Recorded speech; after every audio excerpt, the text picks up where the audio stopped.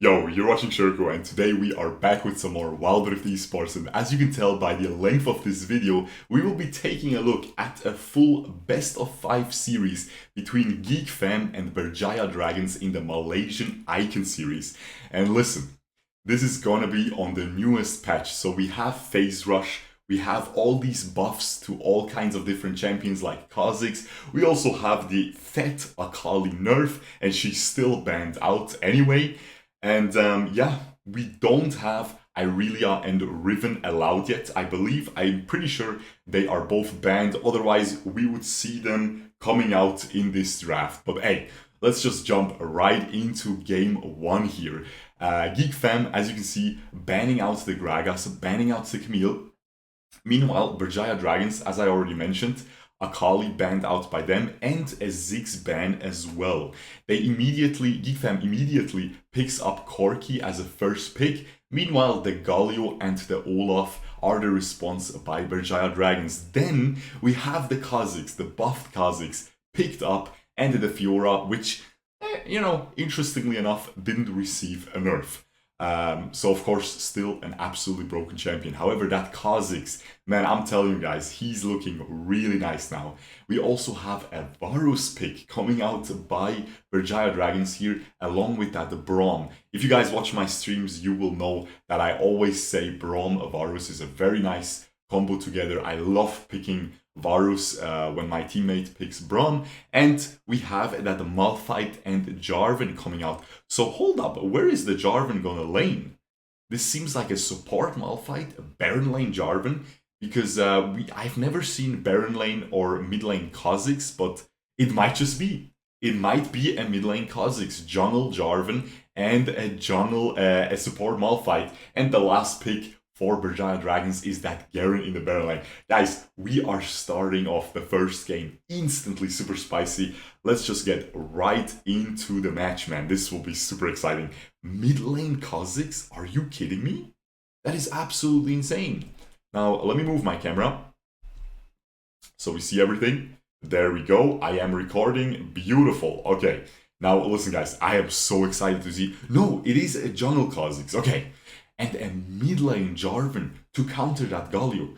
Now Galio has a lot of counters. Like you could go Yasuo, you could go something like a Zed as well, although Zed for competitive isn't really seen often, but Yasuo would have been a very nice option. Basically, you just want to go something physical against that Galio, and then his passive of his second ability is pretty useless. And yeah, that is honestly already enough to do extremely well in the lane against Galio. But they decide to put Jarvan against him, okay? Guys, I was really getting excited for the Kha'Zix mid lane. It would have been really funny, man. It would have been really exciting. But anyway, let's analyze the rest of these matchups. As you can see, we have a little bit of a lane swap situation. We have the support Malphite going Baron lane. But while I'm saying that, the Galio is winning in this counter matchup. He flashes in, gets the kill with his Ignite, and Jarvan trying to counter the Galio. Not working at all so far. Huge advantage for Berjaya Dragons already. We're looking at more than a 1.5 thousand gold lead, which is absolutely mind-blowing. Not even 2 minutes into the game. The Kha'Zix wants this Scuttle Crab. The Olaf already secured the first one in the top side. He will get the second one in the bottom side as well, because, I mean, they're just completely losing so far. Mid lane losing means, the jungler has all the space he needs, man. He can gobble up all those crabs in the river, and yeah, crazy, man. But as I said, let's get back to the lane matchups. We have a Corki in the Dragon lane going up against the Garen, and he was solo laning against that Corki earlier, and the Malphite had to shift to the top side to help out the Fiora in that dual lane. So we still see the lane swap coming out in Malaysia here. Now again, this is hot off the press, guys. This is like 2 days old, okay? And it is actually a recommendation by one of you guys. While I was streaming, someone came in, donated, and told me to check out this series, okay? So this should be very, very exciting. Now, yeah, let me know what you guys think about me doing just 5 in a row, or not 5. We don't know how many games it will be, but it is a best of 5. So it could go up to 5 games. You're kind of spoiled in that regard because you know how long this video is, right? And so you can kind of, you know, see how many games it will be. Again, kind of. It could be some 10-minute stumps and then you're already confused, or it could be a 30-40 minute match, something crazy like that. So then, of course, but again, let me know what you guys think about this. If you guys like these little movies here, I like them. I like doing them. We'll see if that's gonna work better. But yeah, we have the Olaf actually ganking top. Now he was not seen by the Fiora here, okay? So this is a pretty cheeky gank. However, she has that riposte, she's pretty safe, she's pushed under the tower, and the wave is pushing into her, so the Olaf realizes that, and he just quickly goes back. Now, the top lane Scuttle Crab is spawning, but at the same time, the Infernal Dragon is spawning, which I think, and I think most of you will agree, is a better objective than the little Krabby in the river. So, of course, you can see both teams trying to focus around it. The Corki just picked up his package, so he's going to be feeling pretty confident with that for this team fight, but Berjaya Dragons doesn't care. They have that gold advantage. They're looking pretty comfy here, and they instantly started off. It is already at 2,000 health, 1.5, 1,000, and it is gone.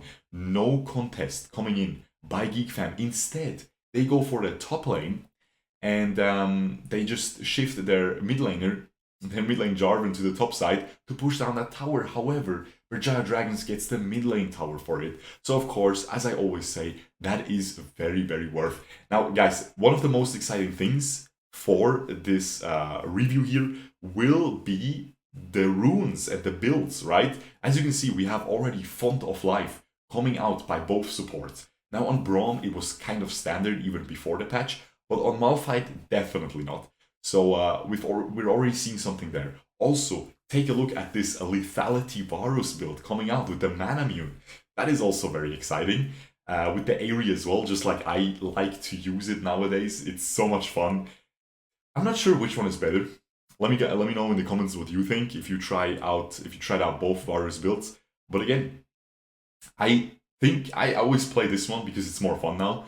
But the on-hit build with full AP, or full AP with the Blade of the Rune King basically, seems probably better, more consistent. But again, I am not sure. The Kha'Zix going for the Black Cleaver first item. The Jarvan also going for the Black Cleaver first item. That item received a very large buff. I'm actually very surprised that Olaf didn't go for it as a first item as well, because on Olaf we've seen it as a first item build even before the buff that it received. The buff is very, very large. It is, honestly, it's huge. It's huge. That is unfortunately what she said, but it's okay, guys. It's okay, man. I'll take it. Okay, I'll take it. While I'm saying that though, the Garen gets a little bit ganked. Again, please actually let me know what you guys think about this long video format. We'll probably move on this channel, we'll move to a single video per day format, sometimes two, but I will put a lot more effort into the videos. They will be edited. You already saw the montage yesterday that came out. Again, I'm gonna put a lot more content, but less content. So yeah, it's gonna be higher quality content, hopefully. We'll see how that goes, okay? We'll see how the watch times get affected, how the revenue gets affected. Guys, at the end of the day, you know, gotta survive. This is my full-time job. So that is gonna be the metrics that I'm going to be taking a look at. Also the likes and stuff. If you like this content more, please leave a like so I can see that actually people like it more. Anyway, back to the topic here. We saw that the Rift Herald got taken down by Berjaya Dragons. They're not even that big of a lead anymore. There's at the 700 gold lead, which you would expect to be larger, especially when it was a 1.5k gold lead at 2 minutes. But they just have such a pressure lead. You know, they have the Infernal Dragon as well. It is a nerfed Infernal Dragon, but it's still very good. Let's see if the Galio ult is going to turn this fight. We have a little bit of lags from the stream coming in, but it is what it is. You saw the Galio followed up with his ult, but while I'm trying to explain that, we have a bottom lane fight as well around that bottom tower. In the end, nothing happens in the bottom fight though. The Varus almost gets the kill there onto the Malphite with a nice snipe, but they were able to secure the tower. And Berjaya Dragon's top side, with that Galio ult, with the flash into the taunt by the Galio as well, were able to secure a kill for themselves as well. So they were able to turn around that gank that went towards that Garen. Now again, Galio, guys, he got nerfed. Okay, he got nerfed. His full AP playstyle got nerfed. But I kept saying it, he is still one of the best mid lane champions in the game, if not the best. Especially with that Diana nerf. As you saw, Diana got nerfed. We don't even see her banned. We don't see her picked anymore.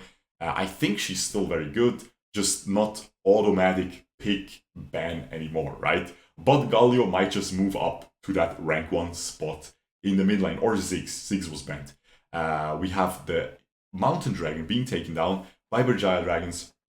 They're looking at, again, not too much of a gold lead. I'm telling you, Geek Fam doing an amazing job here at keeping themselves in the game, last hitting very well, farming extremely well, especially that Fiora is doing a good job, constantly applying pressure into that Baron lane. Of course, Fiora is not only just a very broken champion, but she's also very strong at split pushing. She's also one of the only champions that can actually beat Garen in that 1v1 matchup. So she's doing her job. Extremely nice gameplay here, coming out by the Shang on his Fiora. But Berjaya Dragons recognizes that this Fiora is turning into a problem, so they decide to commit a lot of champions to the top side and push down that tier 1 tower. Kha'Zix gets caught big time. The Kha'Zix actually has his second ability evolved, which is very, very interesting. I never do that, but if you go for the Black Cleaver, you want to apply that armor shred to as many people as possible, and that's what the second ability is going to come in handy in, okay? Now again, I don't think I agree. I think what I do with evolving the first ability and then the ultimate as a second evolution, it just seems really strong, man. The ult just lasts so long at that point. It has 3 charges as well. You're just able to maneuver so well around these team fights. And yeah, just seems really clean. Now let's take a look at these builds though. We have the Varus going for the Mana Mune into some Grievous Wounds and then into the Yomu's Ghostblade. So we'll see again that Poke Varus coming out. He will do lots of damage with that first ability, with that Piercing Arrow. So this should be really fun to check out. He's also really good at pushing out or zoning away that Kha'Zix, because if he hits 1 Piercing Arrow, the Kha'Zix is gonna be at around probably 70% health, and it's gonna be really tough for him to enter a fight. As you can already see, it's already really tough for him. He's really counterpicked pretty well here, because if he jumps in, he gets silenced by the Garen, he gets attacked by the Braum, so he gets stunned very quickly, and they also have a Galio taunt. So it's not an easy job here for this assassin Kha'Zix. Now the Malphite had to face check there. He had to check whether the enemies are doing Baron. So Berjaya is just using their vision advantage extremely well here, forcing one of the enemies to overextend. And of course, if you want one of your teammates, if one of them has to risk dying, it has to be your support. However, we have a pretty good situation here. We might see a Kha'Zix steal coming out. The Fiora is, by the way, pushing bot while that is going on. Never mind, the Kha'Zix is not able to steal, but the teamfight is not that bad for Geek Fam. Never mind. Berjaya Dragons gets pretty lucky with their health bars here. Only 2 of them dropping down, and we have a 2 for 2, but the Corki will definitely die. However, I think this is pretty much best case scenario here for Geek Fam, because take a look at the gold lead. It is still not even 2k. They're keeping up so well in this game with this oppressive split push coming in by that Fiora. It is honestly mind-blowing, guys. This is why a lot of teams really decide to ban out Fiora, man. And that is probably, if there's one, I mean, this new patch was amazing. It is really good. I have so much more fun playing the game. Lots of people have so much more fun playing the game. Phase Rush is so much fun. All the buffs they gave to these different champions are really good. And yeah, we finally saw an Akali Nerf as well. She's still very strong, but much, much more manageable than before the patch. The only thing that we can really complain about, there's some things, but the biggest thing that we can complain about is that Fiora not getting nerfed. And as you can see, she's shining. She better shine. She better shine, man. She's completely broken, let's be real. Now with that Baron buff, even though they only have it on 3 of their members, Berja Dragon are looking to push down these tier 3 towers. But again, that Fiora is just left alone. At this point, it's just a little bit of a base race. Because GeekFam knows they can't defend even if the Fiora is back in the base. And Berja Dragons knows if they send the Garen top or the Olaf top, they're just gonna die to the Fiora. Fiora gets a tier 2 tower, however, Berja Dragons get only 1 tier 3 tower. The second tier 3 tower doesn't get taken down yet, but the Baron buff is still remaining for a little bit. It is a 5v4 in favor of GeekFam in that bottom side now. Does the Garen have his teleport available? He does. He has his teleport available, so we'll see if that will come out. I'm sure GeekFam will just respect that. They will not engage. If Garen didn't have a teleport in his inventory there, I'm pretty sure they would just try to hard engage with a nice Malphite ultimate. Now this Corki, I'm loving the build, man. He went for a Phantom Dancer as a 3rd item. Now, I'm loving the build in terms of I can make a nice little clickbait video about it, but I'm not loving the build in terms of this situation. I think if you're playing against a lot of assassins, then it's a good build. Okay, if I'm playing against the Zed, if I'm playing against Kha'Zix, then this build, Mana Immune into Trinity, into the Phantom Dancer, is quite viable and pretty good. But if I'm playing against this enemy team and I'm behind, and I need to really hard carry, I definitely think you want an Infinity Edge instead. Now the rest of the item builds are pretty standard, right? Again, that Galio build is super standard. The Olaf went for a death stance into full tank. I pretty much agree with that as well. I would like to see a Black Cleaver coming out, but I guess he just realizes the Galio and the Varus are just going to do so much damage. I just want to be tanky and survive for as long as possible to be able to use my 3rd ability as often as possible, which deals an insane amount of true damage. So you don't really need the armor shred. And again, not even Garen is going for armor shred. The Varus is the only one that deals a lot of physical damage on their team. And he's going for a lot of armor penetration in his own build. So he doesn't really need the support by his teammates with Black Cleaver. The Kha'Zix, again, getting just pushed away, man. He can't do anything. He's trying to go in. He's trying to get into these fights where the enemies are doing these major objectives to try to steal them, but he's not able to. The Garen actually secures the Baron buff, and the team fight breaks out, and Berja Dragons is actually losing it completely. The Corki just dealing so much damage. GeekFam get a huge comeback here. 3 people dead on the side of Berja Dragons. However, they have 3 dragons. They don't really have a gold advantage, which again is very surprising, and it's honestly a worrisome trend here for Berja Dragons for the remaining games of this best of 5, because again, they seem to not be able to get gold leads with all that pressure advantage, with all that map advantage that they have. Now let's check out this team fight again. The Varus got caught completely by the Jarvan. That is why they pretty much lost this team fight so quickly. The Corki at half HP, you know, he's not getting pressured here. He was able to get away from the Galio taunt. And at that point, you have the marksman advantage. You have your marksman alive. The enemies don't. And he's an easy kill. Now, I want to put your attention to something very interesting, okay? Take a look at the support of GeekFam. The Malphite went for a first item and pretty much only item in his inventory, Soul Stealer. Awakened Soul Stealer. So he just wants to have a lot of ability haste on his ultimate. Now, I think this is borderline trolling. If this was in my solo queue game, I would report him. But basically what he's saying is, I'm a support Malphite. I'm not going to be tanky ever, because supports don't have a lot of gold. So what I'm going to do is, I'm just going to maximize the amount of times I get to use my ultimate, because I'm just going to be only there for my ultimate. Are you going to be able to use your ult twice in a team fight? No, I don't think so. Is the cooldown so high that you're not going to be able to use it for each team fight? Don't think so. So I don't really agree with that. Now, let me just go back real quick, because I need to check out if the Fiora, yeah, the Fiora, just while I was explaining that, she was able to solo push that top lane inhibitor tower, okay? So that is actually huge, because if you take a look at the minimap, GeekFam actually is holding on to both of their, or to two remaining towers in that top lane. So they don't have super minions pushing down that lane towards their side. So they actually have a huge advantage in the top lane.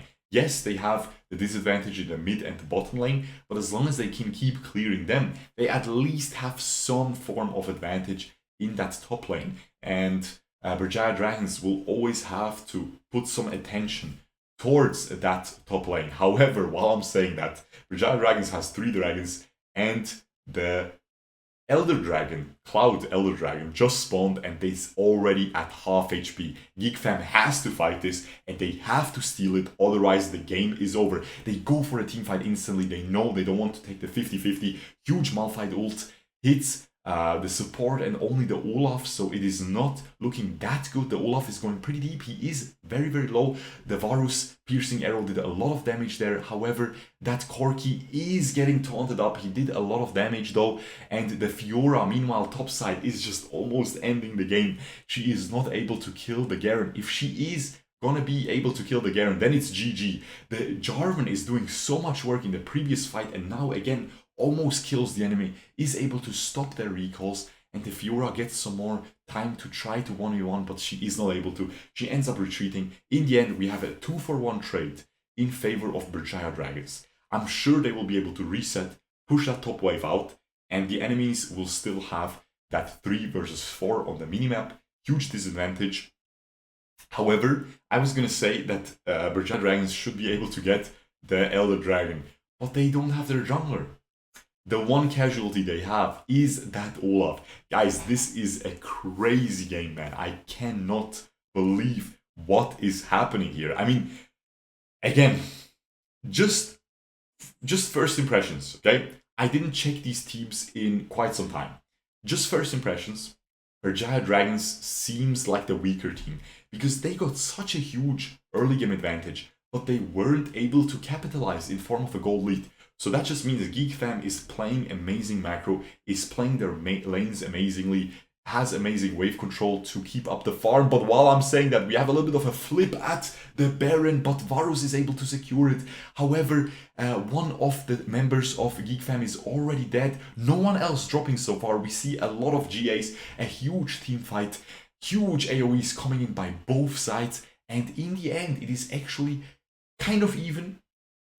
Berjaya Dragons end up winning out in the end though, and only one casualty. Once again, the Olaf dead. They have the base of GeekFam is in complete shambles, and it is only Fiora and Corki alive.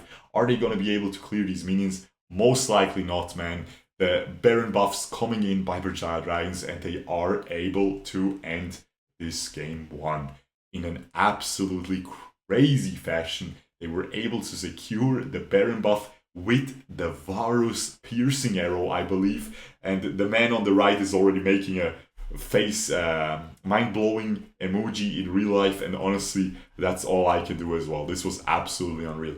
Who is the MVP of this one? I don't even know, man. Honestly, the MVP of the whole game is probably the Fiora. She was completely tearing apart that matchup, as she should against Garen. And she was just completely taking over the split pushing game. The Corki was able to deal so much damage on GeekFam. The Jarvan did his best as well, going super deep in these team fights and doing work. However, Berjaya Dragons just always had the vision advantage. They always had the pressure advantage ever since that early game. When they got ahead early on, they put the Kha'Zix behind, and the Kha'Zix was just getting completely zoned away by that fed Galio throughout the whole game. Just complete, no counterplay for him. And yeah, very nice game, man. I cannot believe how this turned out. But again, worrisome trend. Now, let's just get right into the next game here, okay? Let's see how far I have to skip here. I'm probably going to put a cut. Yeah, we'll put a cut. Alright guys, there we go. We're jumping straight into game number 2 draft here. And as you can see, we have a complete repetition of the previous bans, and Geek Fam, after their loss, taking the blue side once again. So they really value that first pick a lot, and they want the Corki again as a first pick. Seems like they want this Corki. They think this is the best marksman. It is a very strong one because he can also flex into that mid lane. So it is a very, very strong pick here. We have again the exact same draft here. We have Galio and Olaf coming out as well by Berjaya Dragons. I mean, they don't have to change anything. Now we have some changes here because we have the Fiora once again. She performed extremely well. So of course Geek Fam should pick it up as well. Corki performed extremely well, but this time they also get the Braum, and Braum is probably arguably the best support champion in the game. So instead of that Malphite with the Soul Stealer, they will get that Braum this time around. Berjaya Dragons completely repeating their draft. Garen and Varus once again. However, we have some crazy picks here again. Graves, he received a huge buff because of the items. Black Cleaver buffed. We have Duskblade buffed. And we have the introduction of Phase Rush. And I'm sure we will see Graves with Phase Rush here. So that is very exciting. And we have the Renekton, which received a huge buff. And items for him received a huge buff as well, like that Black Cleaver. So this should be crazy fun to check out. We have a Renekton in the mid lane. Sheesh, man. And as a last pick, we have an Annie. Wow. Now the Annie is very interesting as well. Now again, let's just jump right into the game here. Sheesh, man. And guys, I love Renekton. I'm telling you guys, I played a little bit of Renekton mid, and it works so well. It is beautiful, man. It's a huge meta pick on PC League of Legends as well right now. In tournaments, in solo queue as well. We're seeing it in high elos everywhere. And I really think it's amazing for Wild Rift as well. Again, I tried it out. I'll make a video soon on it. And man, it's an amazing pick now, man. He received such a big buff, but it seems like he's already getting pressured a lot by that Annie. As you can see on the health bars on the left, he is at around 35% left health left, and he's already back parting here. The Annie trying to cancel that back part. Seems like he's taking a little bit of an L in that lane already. He wanted to get an early ward, a cheeky ward there towards the Raptor camp of the enemies. Now again here, Berjaya Dragons is super comfortable with this matchup. By the way, they did a very smart thing here. The Renekton was picked to counter the Galio, right? As I told you guys, beautiful, like any AD mid is a beautiful counter to Galio. And they actually just flexed the Galio into that support position, which is also one of the reasons why he is such a strong early pick into the draft in esports, because he can just be flexed away into the support position. And then they picked the mid lane Annie. We're seeing some really crazy mind games coming out. We're seeing some really nice gameplay as well. Very impressed so far with the Malaysian region here, especially in terms of draft. Very fun to see here. They're flexing a lot of their picks here around. I believe you could see the Jarvan as a flex pick as well, because again, I think Kha'Zix can be picked mid lane. I think it can work extremely well in the mid lane as well, especially if you go for that second ability evolution. You can go for a little bit of a poke variant, and maybe even go for a mana mune, you know, not gonna hurt. So yeah, super nice. That used to be in Season 3 on PC League of Legends. It used to be absolutely broken. Mana mune Kha'Zix mid lane. I played it so much, it was so much fun. They quickly nerfed that though, so back in the days I was a little bit of a soy boy, you know? Abusing these broken champions when I was like 16, 17. It is what it is. Now I'm an old man, you know? No more soy in my system. Moving on. Braum, beautiful shield there coming out to counter that Galio poke and pretty much negating the whole damage. And here you can see, man, the strength of Varus coming in. And the Varus Braum is a beautiful dual lane. But Galio Varus is also a beautiful dual lane, man. So they are really, Berjaya Dragons, putting a lot of emphasis on that dual lane strength in their draft as well. Of course, Galio Varus works well together because Galio just can protect the Varus really well, and the Galio has a lot of poke as well. to help out the Varus. Now, the bottom lane, you can see, man, huge bot diff. The Annie just is able to flash in. However, she will lose her life as well after picking up the support kill. The Renekton ends up dying as well. So it's still a very huge advantage for Berjaya Dragons. They're able to trade 2 for 1. Very well done there. They're, again, 1.6k gold ahead, 1.7k gold ahead in the early game, 4 minutes in. They're consistently able, for the second game in a row, they're able to get that huge gold lead in the early game. Now, will they struggle again to keep, you know, to keep enlarging the gold lead? Because that's, of course, what you want to do, and that's, of course, what she wants you to do as well. You know, she wants you to enlarge something. Anyway, guys, we have Graves again with that phase rush. Nothing surprising, you know, it was very obvious. That is what makes Graves viable now. What makes him a great pick. I already gave up on him, man. I was not able to make him work. I lost every game. Maybe I'm just trash, man. I don't know. It seems like I was able to make Graves work better before the patch than now. Again, maybe I'm just dumb, man. Maybe just the Conqueror that I always used helped me with the bonus damage. I don't know. But yeah, Graves, honestly, probably a great pick now. I mean, if we see him coming out in esports, then yeah. I really want to see Xin Zhao come out. I think Xin Zhao is crazy clean right now. Probably one of the better junglers, among the best junglers even. We have the first dragon going over to the side of Berjaya Dragons once again, it seems. Unless we will see a crazy steal coming out. I don't think we will though. And this time it is only a mountain dragon though. So keep that in mind. Last time it was an infernal dragon, which of course helped them snowball really, really hard. The mountain dragon is only going to give you some tank stats, so it's not going to be as much of a snowball, as high of a snowball potential. So we'll see if GeekFam will be able to counteract the snowball this time around even better. I mean, again, I kept saying it last game, they were already doing great. Now this bottom lane, man, they're putting so much emphasis on the bottom lane winning on Berjaya Dragons. The Olaf is ganking once again, is behind the enemies here, goes in, the Corki has to flash away. Now only the Braum is left under the tower, and he's pretty tanky, so Berjaya Dragons decides, you know what, we got the Corki flash, we're happy with that, we're just gonna retreat. And they do exactly that. We have the GeekFam doing a counterplay onto that enemy red buff, but the Garen is just able to 1v2. He already ignited the Graves and he does so much damage, but he is not able to finish him up with that ultimate. He used it a little bit too early. Before you think that's a noob thing to do, he wanted to gap close onto the Graves with it and then maybe try to finish him up with another Q and E with that spin to win action, but wasn't able to. However, the enemy jungler poke down means it should be a free Rift Herald. If the Olaf is able to secure it, he is able to secure it. However, the Varus is already dead. With the marksman being dead, Corki alive, we will probably see a teamfight victory in favor of GeekFam, but we don't.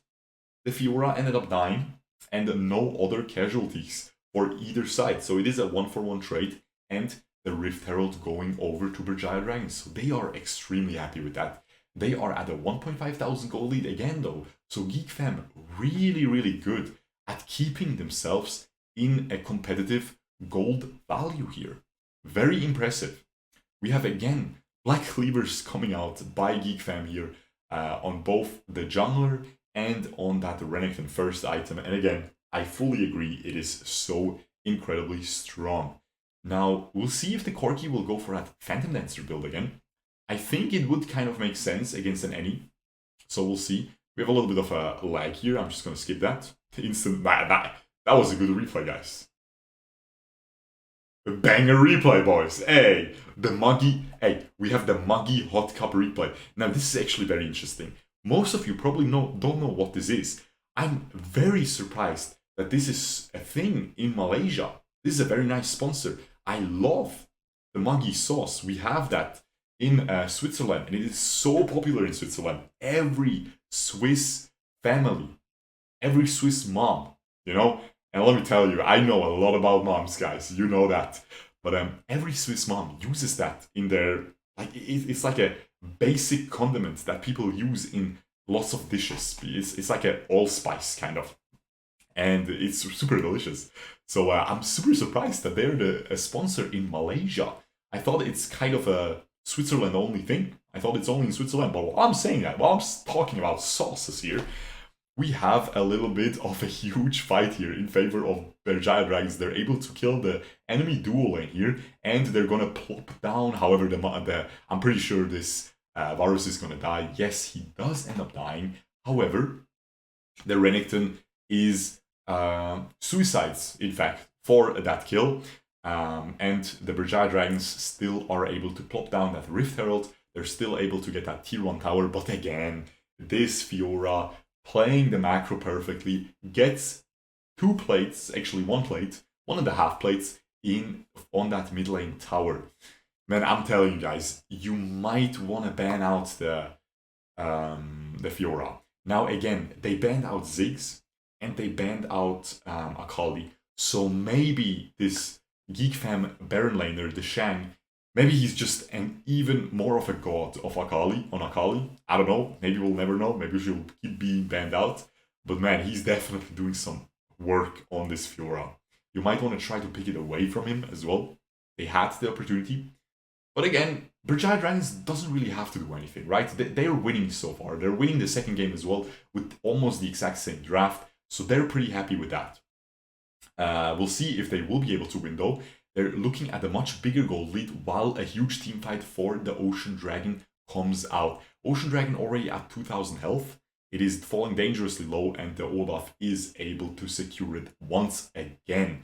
The Renekton used his ultimate during the team fight, makes use of it at the end there by clearing the minion wave so it doesn't get wasted completely, and we have that Baron spawning right now. I don't think it will get contested because it seems like Berjaya Dragons has their eyes set onto this mid lane tower. They're not able to push it. They wanted to use the remaining duration of that any Tibbers to maybe try to get that mid lane tower, but the wave and the Tibbers were quickly cleared out by the side of Geek Fam. And oh my goodness, man, the Garen gets the solo bolo onto that Renekton. And Renekton is actually pretty tanky with this build. It is deceptively tanky. He has 2 physical damage items, right? The Death Stance and the Black Cleaver. But the Black Cleaver gives you a buttload of health, and the Death Stance improves that health with that little bleeding passive, which makes you take less burst. So if he's able to heal up before he dies to the bleeding passive, he's gonna be able to save himself.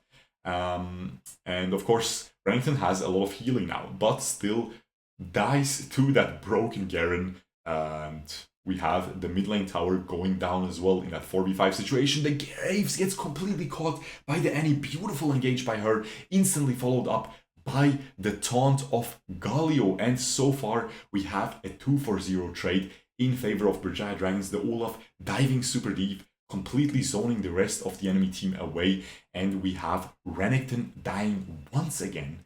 And that Graves, of course, right at the start of that engagement, dropping pretty much instantly, perma-stunned before he was able to do anything. He was dead. Crazy engage there by the Annie. Guys, I'm telling you, man, Annie is such a nice pick, man. I really have to one of these days record a video. So many people are asking, and I actually never recorded a video for Annie. We really have to get that done because it's honestly a great pick. It's super underestimated. I think the main reason why we don't see her often in our solo queue matches is because she's just not too exciting. You know, you have these cool mid laners like Yasuo, Zed, Akali, now with Irelia, like Diana. You have so many cool mid laners. It's just not that fun to play Annie, right? But honestly, I think she's pretty fun. I'll definitely get a video for you guys one of these days. But yeah, we have, of course, Berjaya Dragons once again in a huge lead, man. This time, actually a huge lead. Last game, they always had a huge lead. Look at this Garen, man. Remember when I said what I said about Fiora? She was the only questionable thing that she didn't get nerfed. Well, honestly, I would say the Garen nerf was pretty questionable as well. At least he did get nerfed, but it was definitely not enough. It's still a broken piece of garbage. But yeah, again, last game, Berjaya Dragons had a huge lead in terms of vision control, in terms of pressure advantage. The Fiora flashes away. Ooh, she dies to the Ignite though. Very, very sad. She ends up wasting her flash in the end as well. So she's gonna be much more in much greater danger now, solo split pushing. And again, last game she was pretty much the only one keeping the Geek Fam in the game, and the Graves gets caught once again, man. The Geek Fam jungler just can't catch a break. Oh, he can. The phase rush saves him there. He is able to get away from that undertow, from that Olaf axe. And meanwhile, we have someone else taking over the split push this time around, the mid laner of Geek Fam with that Renekton. Garen is going to have to go back, but again, Berjaya Dragons gets the free dragons, so it's going to be a 3-0 in terms of dragons. So once again, we have a huge dragon lead for Berjaya Dragons. Now again, last game was very similar. However, they didn't have a gold lead. They pretty much had 0 gold lead, or like a 1000 gold lead at this point of the game. This time, they actually have a pretty seizable gold lead. They're looking at more than a 5000 gold lead, which is very, very nice. Actually, no, it's 4.3k, something like that. 4.4k right now. But again, that is still seizable nonetheless. And again, we have a fed mid laner. We don't have a fed Galio this time because he's playing support. But again, we still have that Galio ultimate coming out. We still have that Galio CC coming out. And on top of that, we have an Annie this time around who deals a ton of damage.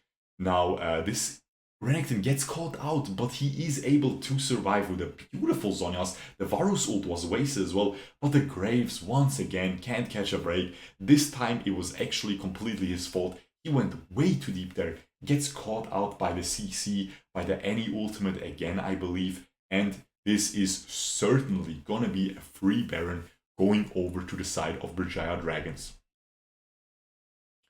Now, Geek Fam knows if they lose this, they will probably lose the game, so they will try to steal it, but they don't have a jungler available. The Olaf has the smite, and it is a very easy secure for them. However, the Olaf ends up dropping, but the Fiora ends up dropping as well. The Renekton, doing so much damage, is able to get the kill onto the marksman. Almost gets the kill onto the support as well, but in the end, he flashes away, but ends up dying. The Corki goes a little bit too deep, doesn't even get the support, but man, even if you get that Galio there, it's just a support Galio. It's not worth dying for him.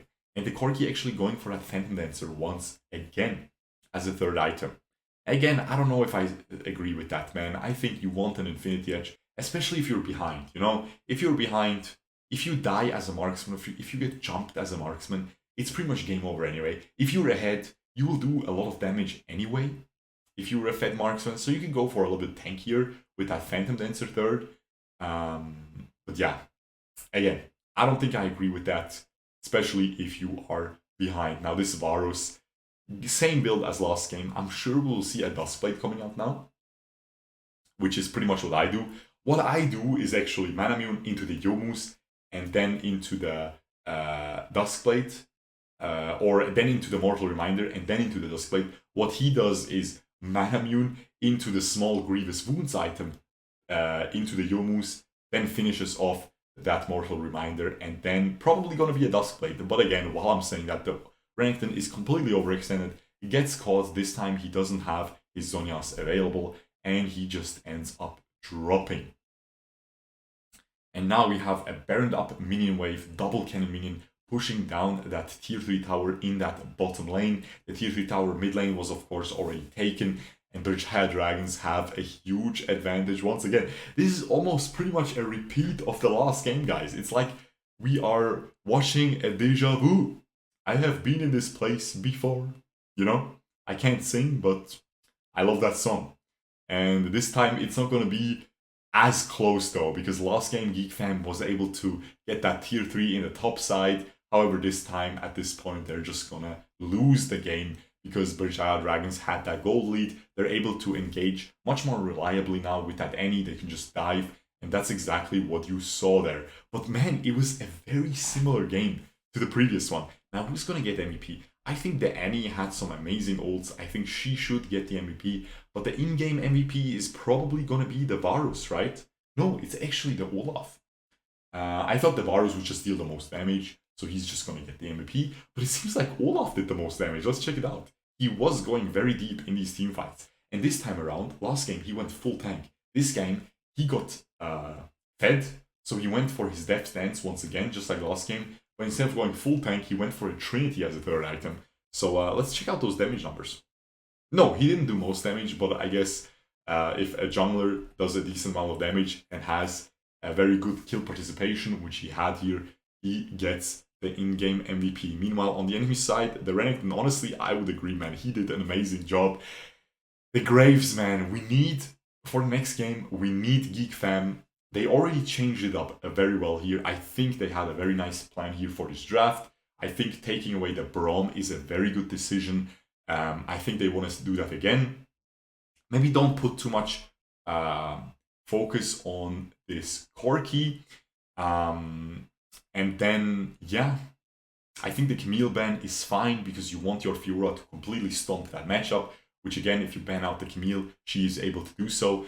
Now, they need to look at the jungle position, okay? They need to give this man something that can win the early game more. Maybe take a look at the Lee Sin, maybe try banning out that Olaf, something like that, but they definitely need to change something. And as always, we will go right into the next game, so let's see if they will change things up here. Alright guys, we're back with the draft number 3 here, and I love it already because Geek Fam is switching things up. They picked the first pick once again, however this time they completely changed the bans. They decided not to ban out Camille, and instead ban that Varus and the Galio, which honestly, both of these champions were very, very huge parts of the success in the first 2 games of Berjaya Dragons here. However, that leaves Camille and Gragas open this time around. Berjaya Dragons decides to ban out the exact same things once again, which again, they don't need to change up anything. Camille instantly first picked, so we won't see a Fiora coming out by Geek Fam once again. And again, just like I mentioned in that last game, as soon as you pick Camille, you want to pick that Fiora against it. These 2 champions can go pretty well toe-to-toe. It's a pretty even matchup, but you need, as soon as one person doesn't pick one of them, the Camille or the Fiora just ends up winning hard. The Gragas gets picked instantly as well, and then we have a Rengar and the Kai'Sa pick. So no Corki anymore, and probably a Rengar in the jungle, which again is something that can do decent in the early game, or at least if he gets caught, he can escape with his second ability. So Geek Fam fixing a lot of the issues in their roster here. Xayah and Vi picked up here. Vi is a very nice pick against Rengar probably, because as long as he has 0 ferocity stacks, he's not going to be able to get out of that ultimate. And we have a Xayah Rakan combo here, so the Rakan to finish up that roster. And we have once again a Braum picked super late, but Braum nonetheless on Geek Fam, and a Twisted Fate. And again, Twisted Fate received a gigantic buff on the new patch. I'm seeing it a lot in solo queue as well, and this should be a lot of fun. I just realized I forgot to move my camera for this draft. I really apologize, but I'm not gonna re-record the draft because it would just be scripted, you know, I would already know what's happening, so it wouldn't be too interesting, I think, for you guys as well. And I pretty much said what was picked. It was Fiora and Gragas that I was probably only covering up the Fiora, but again, I apologize, won't happen again. But yeah, you can see, man, that TF going up against that Gragas in the mid lane. Now Gragas definitely in an advantage here. The TF has to be very careful, he can get one shot, but if the TF plays the matchup well, he's gonna be able to apply a lot of pressure to the side lane lanes. Okay, so and we have that combo with the Camille. The Camille pops down that ult onto the enemy, and then the Twisted Fate teleports in, and it's pretty much always a free guaranteed kill. Now the thing is, as you can see, the Twisted Fate messed up a little bit and is getting bullied already by that Gragas. Both junglers starting on opposite sides, So we probably won't have too much early skirmishing going on in this game, because both are just gonna clear the Scuttle Crab on their respective side of the jungle, and they'll be pretty happy with that. So again, pretty good news for GeekFam, because this time their jungler will finally get a normal start. He won't be instantly losing the game early on like the previous 2 games. So GeekFam fixing a lot of the things that they had issues with in the previous 2 matches. So it is looking pretty good here. We have Vi going bot again. Berjaya Dragons playing around that duo lane. They once again picked a very strong duo lane bully composition. They have that Xayah Rakan. It's of course a really strong duo lane combo. So they want again to get huge leads through that bottom lane. It's really interesting to see how different these teams play, because GeekFam pretty much plays around their Baron laner. They want him to get ahead, and again the Rengar going for a gank top. I'm pretty sure he used his ultimate as well. He did. The Camille used her ultimate as well. But it seems like this Fiora was just winning the matchup early on. Which again, nothing too surprising.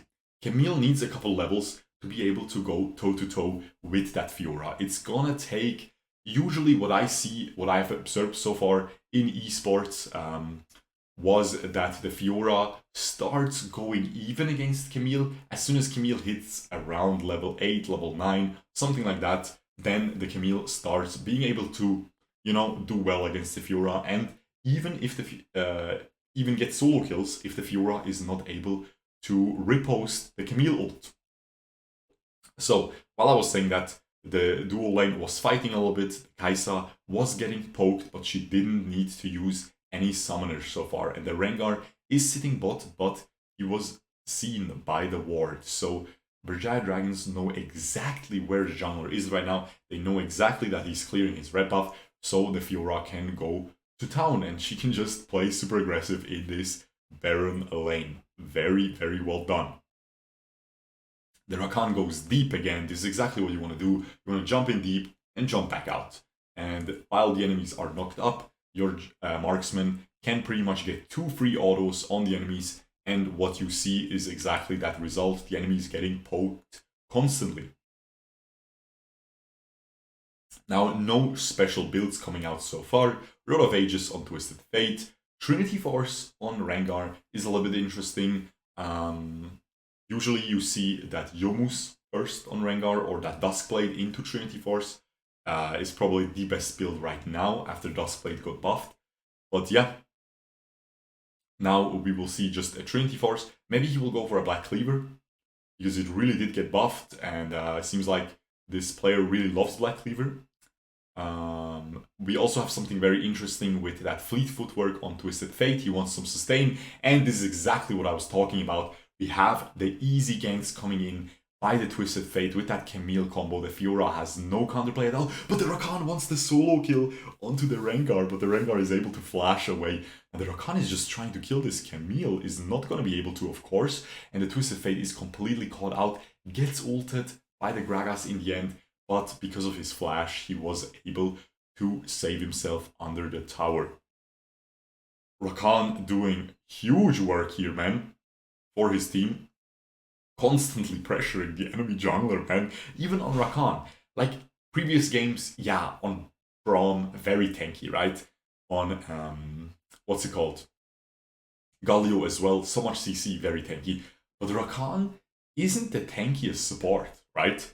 And he is still able to just completely bully this jungler out of his jungle all the time. Very well played here. Definitely great support gameplay here, coming out by Berjaya Dragons Winter. And of course, Rakan received a very nice little buff. He has a lot more base stats now, has more magic resistance. He's pretty, looking good. Looking good, I have to say, this patch. We have the Liandry's coming out by the Gragas, which also is pretty standard, pretty standard. You have different playstyles for Gragas. You can go for that tanky Gragas build, that hybrid Gragas build, with the Rod of Ages into the Sunfire Aegis, into the Iceborne Gauntlet. You can also go for a full one-shot build with Infinity Orb into Lichbane And you can go for a little bit of a poke style build, which also has a lot of sustained damage with the Liandry's first. And we might even see a Sunfire Aegis come out. We might just see a Lich Bane and an Infinity Orb come out. We'll see what happens. But we see a huge teamfight coming out. Perfect Braum ult hits pretty much 4 people, I believe, there. And the health bars of Berjaya Dragons are dangerously low. Only Braum dead so far, and 3 people already dead on the side of Berjaya Dragons. But the Fiora is able to finish up that Rengar kill. Is she gonna die? She gets flashed, followed by the Kai'Sa, and ends up dropping there. So we have a 4-for-2 trade in the favor of Geek Fam. Geek Fam, again, with the adaptation in the draft, with the adaptation in early game jungle macro, where they really tried to have the junglers, instead of being mirrored on the same side, you know, and then move to the same buff and then clash at that Scuttle Crab, they had them at opposite sides, and you know, they really tried to do that, and they were able to. So you don't see too much of a jungle diff again, because the Rengar was able to just have his comfortable jungle clear, and he's looking good, man. He's looking good. He got, I think, a triple kill in that fight, maybe just a double. 3-1 and 2 for him right now. He ended up dropping at the end, ended up giving that shutdown to the Fiora, so that is of course very dangerous. She's able to pull ahead a little bit of the Camille, but the Camille went for that standard Trinity Force into Bramble Nest, which counters the Fiora a lot. And we also have the Kai'Sa dangerously fed 2-0 and 3. We have the Rengar going for, I believe, either a Black Cleaver or a Death Stance next. We might see a Death Stance, because Black Cleaver also has the Rage passive, which Trinity Force has as well. So I guess stacking both of them is going to be a little bit annoying. I guess it's not going to be too worth. And you have a lot of true damage from the Camille, but the Camille is just, oh my god, she's poking down. Oh, beautiful outplay. The riposte comes in too early. And the riposte, the Fiora tried to just secure the kill, riposte so she can't take damage, and the riposte just kills, you know? The riposte damage would just finish off the Camille, even if the Camille doesn't do anything. But the Camille perfectly times her Hextech Ultimatum, which is her ultimate, and dodges the riposte damage, and then plops down onto the Fiora after the riposte is done. Boom! Easy solo kill, beautifully done, and we have a 4,500 gold lead almost for the side of Geek Fam. So a completely different matchup this time around. And yeah, beautiful. Guys, again, let me know what you guys think about this full best of 5 analysis. Let me know if you're still watching, if you're watching this much of it. I think this is really good because, as you see, I'm able to like analyze what is wrong about the strategy of the team, what they need to fix, and we can see if they end up fixing it. I think that's really interesting, and you can see these fixes actually take into effect. And Berjaya Dragons seemed like they're just completely stomping Geek Fam, but now it's pretty much the opposite way. However, we have a huge team fight, and so far only Berjaya Dragons members dropping, but Geek Fam has some very low health bars. The Kai'Sa ends up going in with the Killer Instinct, I believe that is her ultimate's name, and she ends up laying down so much damage that they get 2 more kills at the end. And the Camille was able to push top hard as well, rotates mid instantly as well. The dragon, the Ocean Dragon, ends up going into the favor of Geek Fam, and we have, you see that? This is what I was talking about, how I was surprised that Berjaya Dragons isn't able to snowball the gold lead. Look what Geek Fam did. Not even 2 minutes ago, I was mentioning how they have a 4.5k gold lead.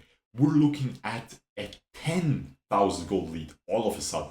After that dragon, after that one team fight, after all those jungle minions taken away from the Camille, after that, after those towers being pushed down, like look, it's a 6k gold lead right now. It's a 6k gold lead, and not even 30 seconds later, it's a 10k gold lead. It's absolutely mind-blowing what Geek Fam is doing here to Berjaya Dragons with just a couple of alterations in the draft. Love to see it. Just points out how important drafting is in League of Legends Wild Rift. Now we have Twisted Fate building towards that Lich Bane as well now. So he's just gonna do so much damage, and this is a build that I really want to try. This is what we see by Twisted Fate all the time now. Rod of Ages, and instead of going Lich Bane second, they always go Rabadon second. And for some reason, it adds so much damage to him. I have to try it. It's gonna be so much fun. And yeah, he went for Fleet Footwork. You can honestly go for Phase Rush Twisted Fate. It's not bad. It's really not bad. You will miss some damage because you don't have Electrocute, but I mean, this guy is missing a lot of damage as well because he doesn't have Electrocute, and he seems to be doing just fine with the Fleet Footwork, so why not try the Phase Rush? It's gonna be sick. It's definitely gonna be very viable. I think Fleet Footwork has his place because he was laning against Gragas, and Gragas likes to poke with that barrel, and it is a very obnoxious matchup, so he wants to have some more sustain. So I agree with it. And the Camille is completely beating this Fiora now with that advantage that she has. But I think, yeah, the Rakan is able to get the shutdown onto the Camille with his Ignite taking her down. By the way, interesting. The Rakan went for Aftershock instead of the Font of Life. I think Font of Life after the buffs is probably better on Rakan now, but he still goes for Aftershock. So yeah, very interesting there. Now we have that Vi going for a very standard build with that Sunfire Aegis, with that only physical item on her build is always that Executioner's Calling for the Grievous Wounds. That's what all the Vi players do pretty much. We have a very aggressive Fiora build actually. No Death Stand second, but instead a Blade of the Rune King second, which might explain why she's losing it a little bit. Let me just go back a little bit just so I can see the build of Rengar. Yeah, we saw it there. It was a Death Stand second. So no Black Cleaver. No Infinity Edge yet either. We'll see if that will come out. I think this Bruiser style Rengar is probably the best way to play Rengar, or even a tankier variant. I'm telling you guys, tank Rengar. I'm just waiting to see it come out in esports. It's really, really strong.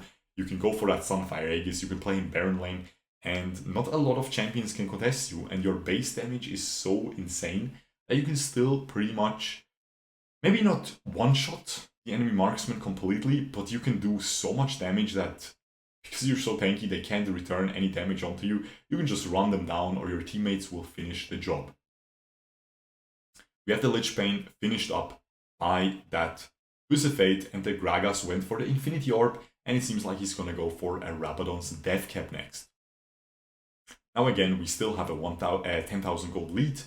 On the side of Geek Fam, they're picking up their second dragon of the game. It's going to be a nice Cloud Dragon. It's going to help that Rengar a lot in those rotations. It's going to help that Camille a lot as well. And don't underestimate how much it helps the Twisted Fate during team fights. Twisted Fate, one of his favorite stats is movement speed.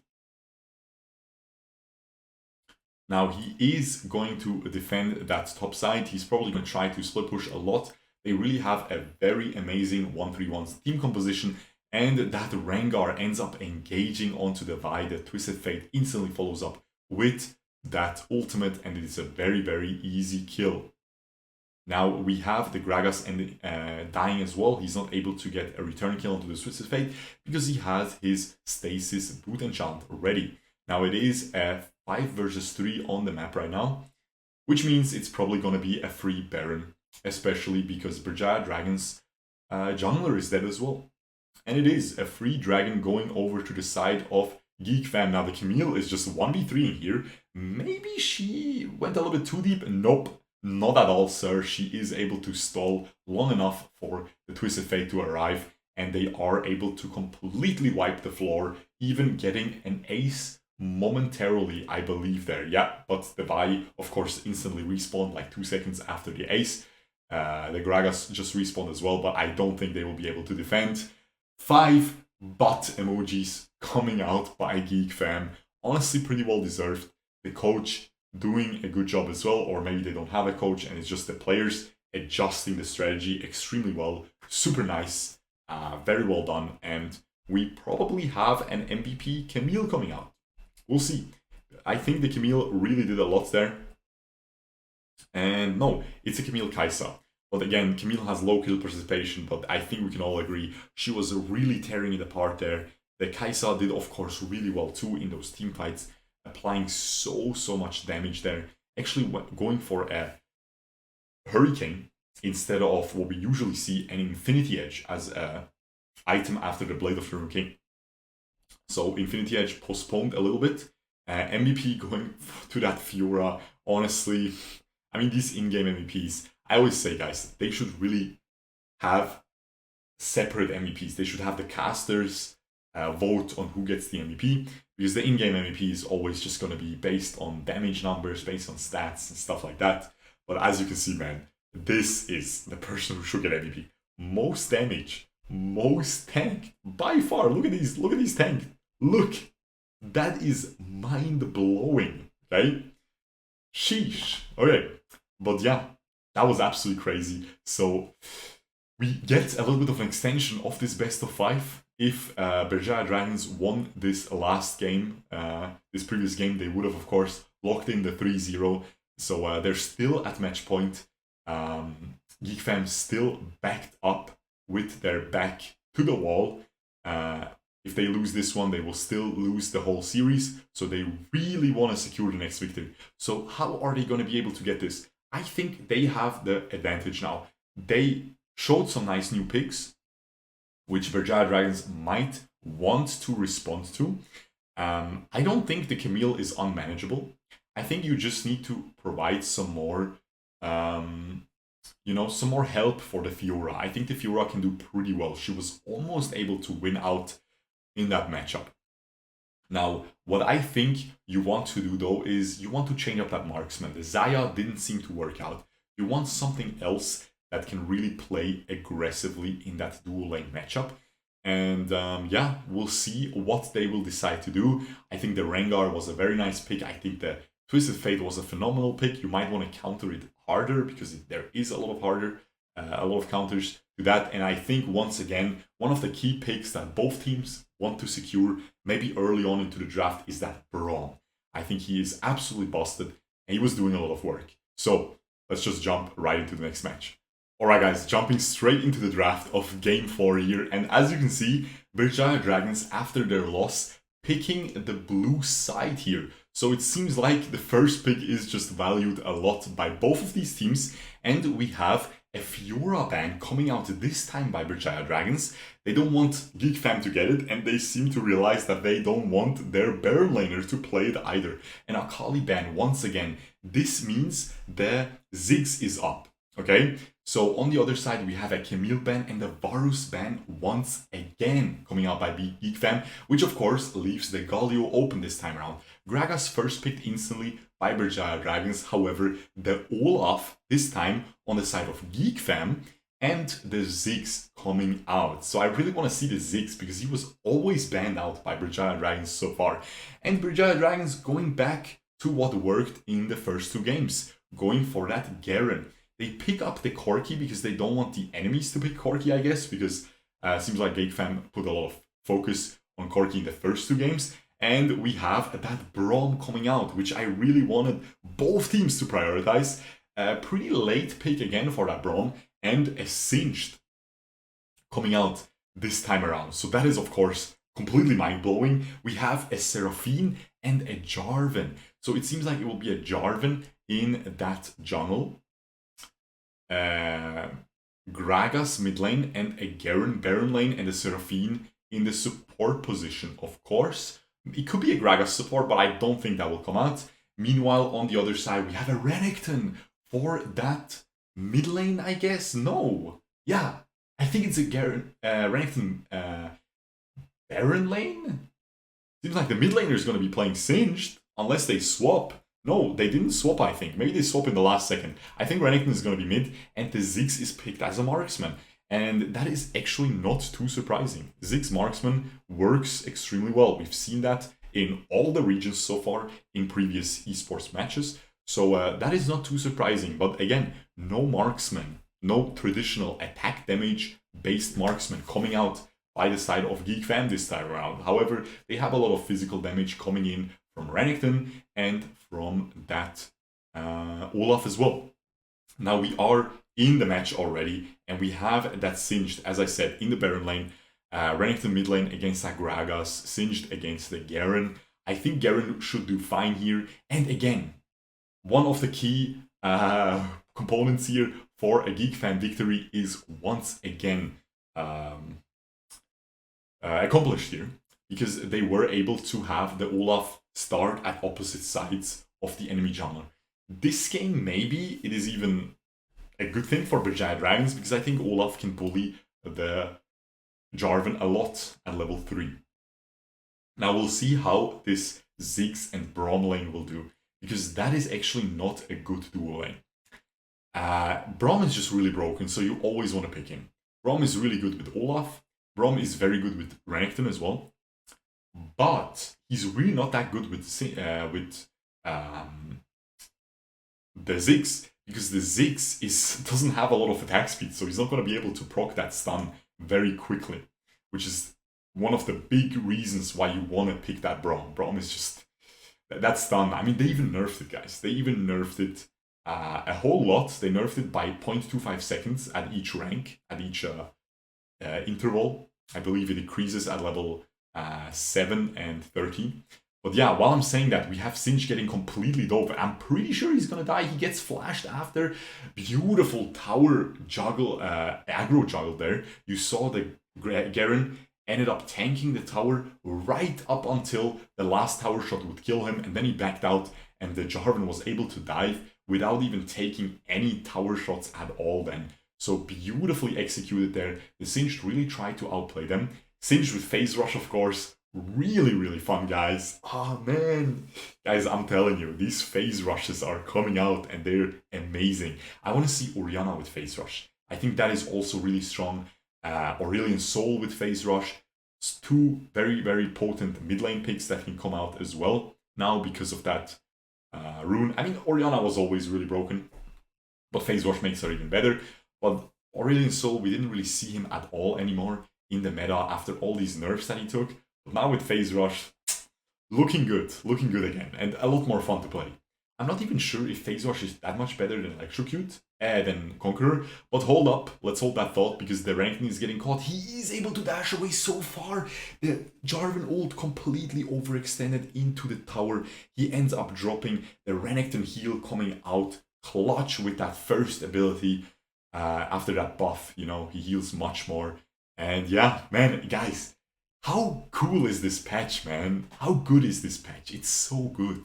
It improved the game so much, man. It's so much more fun. I'm definitely gonna play some Renekton mid in my next stream. That is... Ay. Anyway, while I was saying that, again, the Renekton got a very nice lead now. He has roughly a 100 gold lead, but he didn't collect the mid lane minions yet. So he's probably looking at a 200-300 gold lead. He's pretty happy about that, and I think that's a solo kill. That's gonna be a solo kill, man. Berjaya Dragons solo laner. Completely turning out the game compared to before.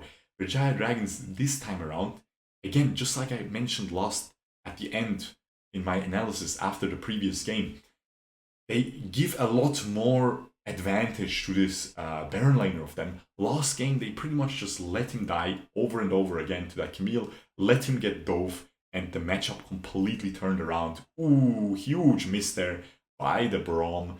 Not able to do much with that ultimate. The Seraphine ultimate gets used as well. Hits the Braum, but nothing happens in the end. So we'll see if this dragon fight will just get postponed now until both teams have their ultimates again. It seems like it will, because it is an Infernal Dragon. You don't want to lose it.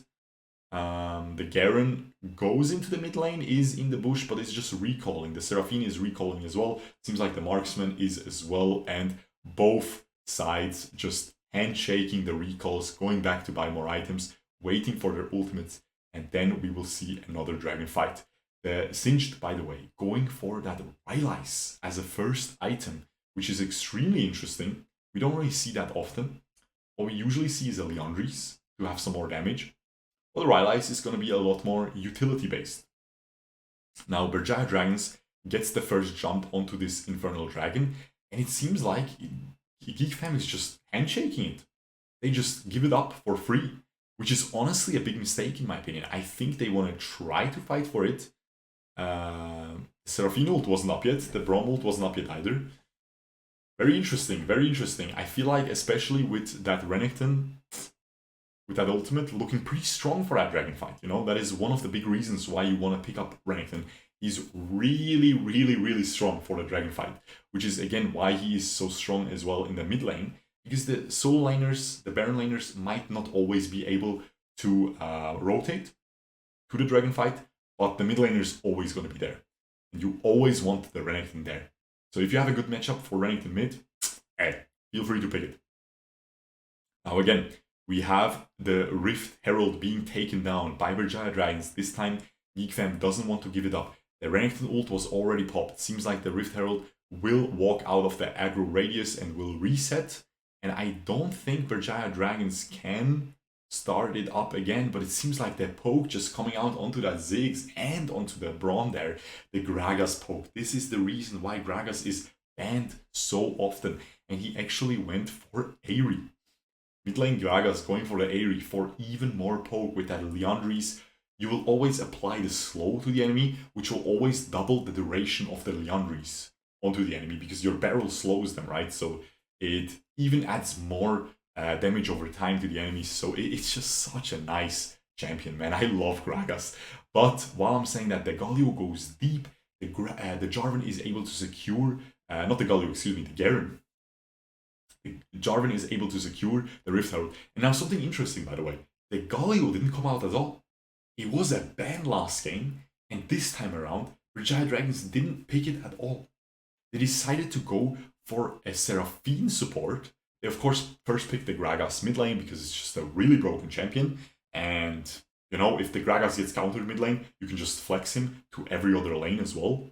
Pretty much every other lane. You can play him support, you can play him jungle, you can play him Baron lane. It's such a broken champion.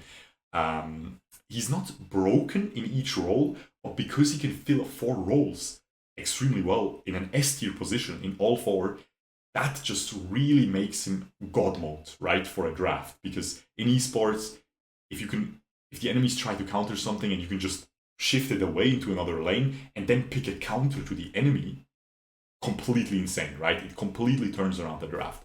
So again, they decided to not pick Galio, but instead pick that Seraphine, which is, along with the Corki, gonna give them a lot of poke against a Braum, against a Ziggs. Ziggs can counter poke, but the Braum not so much. So now you have an easy bot lane victory, so you could put more pressure onto the Baron lane. I'm not sure if they were going for that with that draft, but that is what I would explain the lack of the Galio pick with. Because Galio is honestly, if you can get him, he's really insane. We have a little bit of engagement there by the Olaf onto the Gragas, but the Gragas is able to easily just body slam away to safety. And yeah, I can catch some breather here. By the way, I'm recording all of these at once. I'm not sure how smart that is. We'll see if Berjaya Dragons wins this one, and if they are able to win the series 3-1, or if we get all the way to the 5th game, and I don't know if that's a smart idea to record all of them at once. That's a little bit dumb. We might see a little bit of a drop-off in quality. Let me know if you notice something in the later stages, or even now in game 4. That's already a lot of talking at once. But so far, I think I'm holding up pretty well. Now, Jesus Christ, man. Guys, I'm telling you, Garen is so broken. He is not able to quite get the kill there. Renekton is probably going to be able to back away. Yes, he gets the teleport away. But because the Garen is just winning that matchup so hard, you have the 44 in the bottom lane around that dragon. And the Gragas is just so strong right now with that poke coming in, with the zoning capabilities. With that ultimate to disengage or even engage if someone overextends, they're able to do pretty well. But GeekFam still goes for an engagement. Red Team GeekFam gets the dragon with Singed Poison. What is that, bro? What a clown fiesta. So they are able to get a dragon, and they only lose their jungler for it. I think that's pretty worth. The phase rush Singed. Let me just go back. Let's just see what exactly happened there. How did he get that? Singe goes in. Yeah, look, 6 HP. 6 HP. Look. 6 HP, bruv. And the Singe Poison just gets it. The Gragas almost got it with his ultimate, but it survived with 6 health points. That is mind-blowing. That is the luckiest BS I've ever seen. But hey, it makes for a nice game, because now Geek Fam, they still lost the kill. You know, they still lost their Olaf to the enemies. They're still behind 2.5k gold, which is a pretty decent deal at 30k gold totals. But, I mean, they can definitely win. They can definitely win. But again, it's not like this was an Infernal Dragon. It was a Mountain Dragon.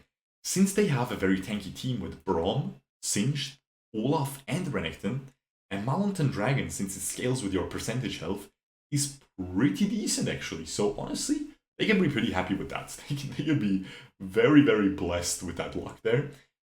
We have some pretty standard builds. We have actually Renekton going for the Maw of Malmortius, which received a huge buff. It's a very, very insane item now, and the enemies have a lot of magic damage. They have Gragas full AP, they have Corki, which is a lot of magic damage, and they have the Seraphine support. Garen was able to secure that top lane tower finally. You can see, guys, early game you give a little bit of help to the Garen, you secure a good matchup for the Garen, and you instantly have a complete opposite of the last game.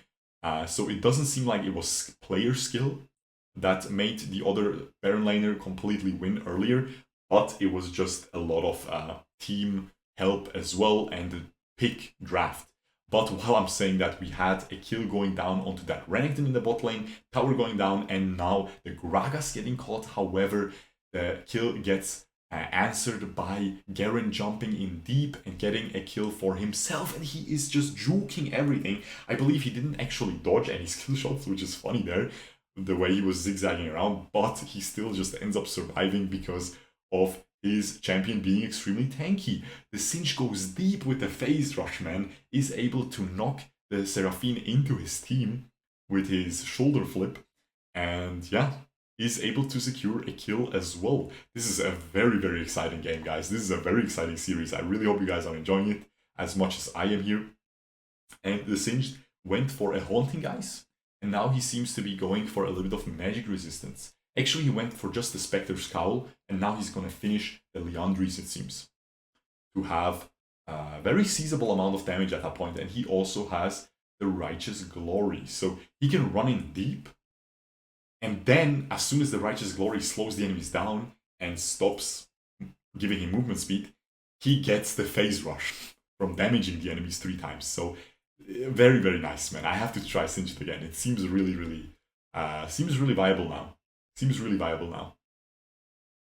We have, of course, seen Singed come out as well, even before this patch in esports, even before any buffs. So it seems he is just a champion that is able to do very well into certain matchups. For example, if you see the enemy Baron laner pick Jax, then just lock in Singed. It is unplayable for Jax. It is literally unplayable. You will kill him level 2 very easily. You just go in, ignite him, boom, he's dead. Okay? And the game is over. The game is completely over. Okay? And even if you don't kill him level 2, the game is still over. It's... guys, man, I remember I was trying to record some AP Jax for you guys in the Baron lane, and I was getting blasted by a Singed, man. Every single time, man, I was getting countered, so I gave up. I tried 3 games, I lost 3 games, I went 0 and 10 every game. It is what it is. No 10 death power spike. I wasn't Yasuo, unfortunately. But we have Garen, once again, doing what he's good at this game so far. He is going full tank and just completely destroying this matchup.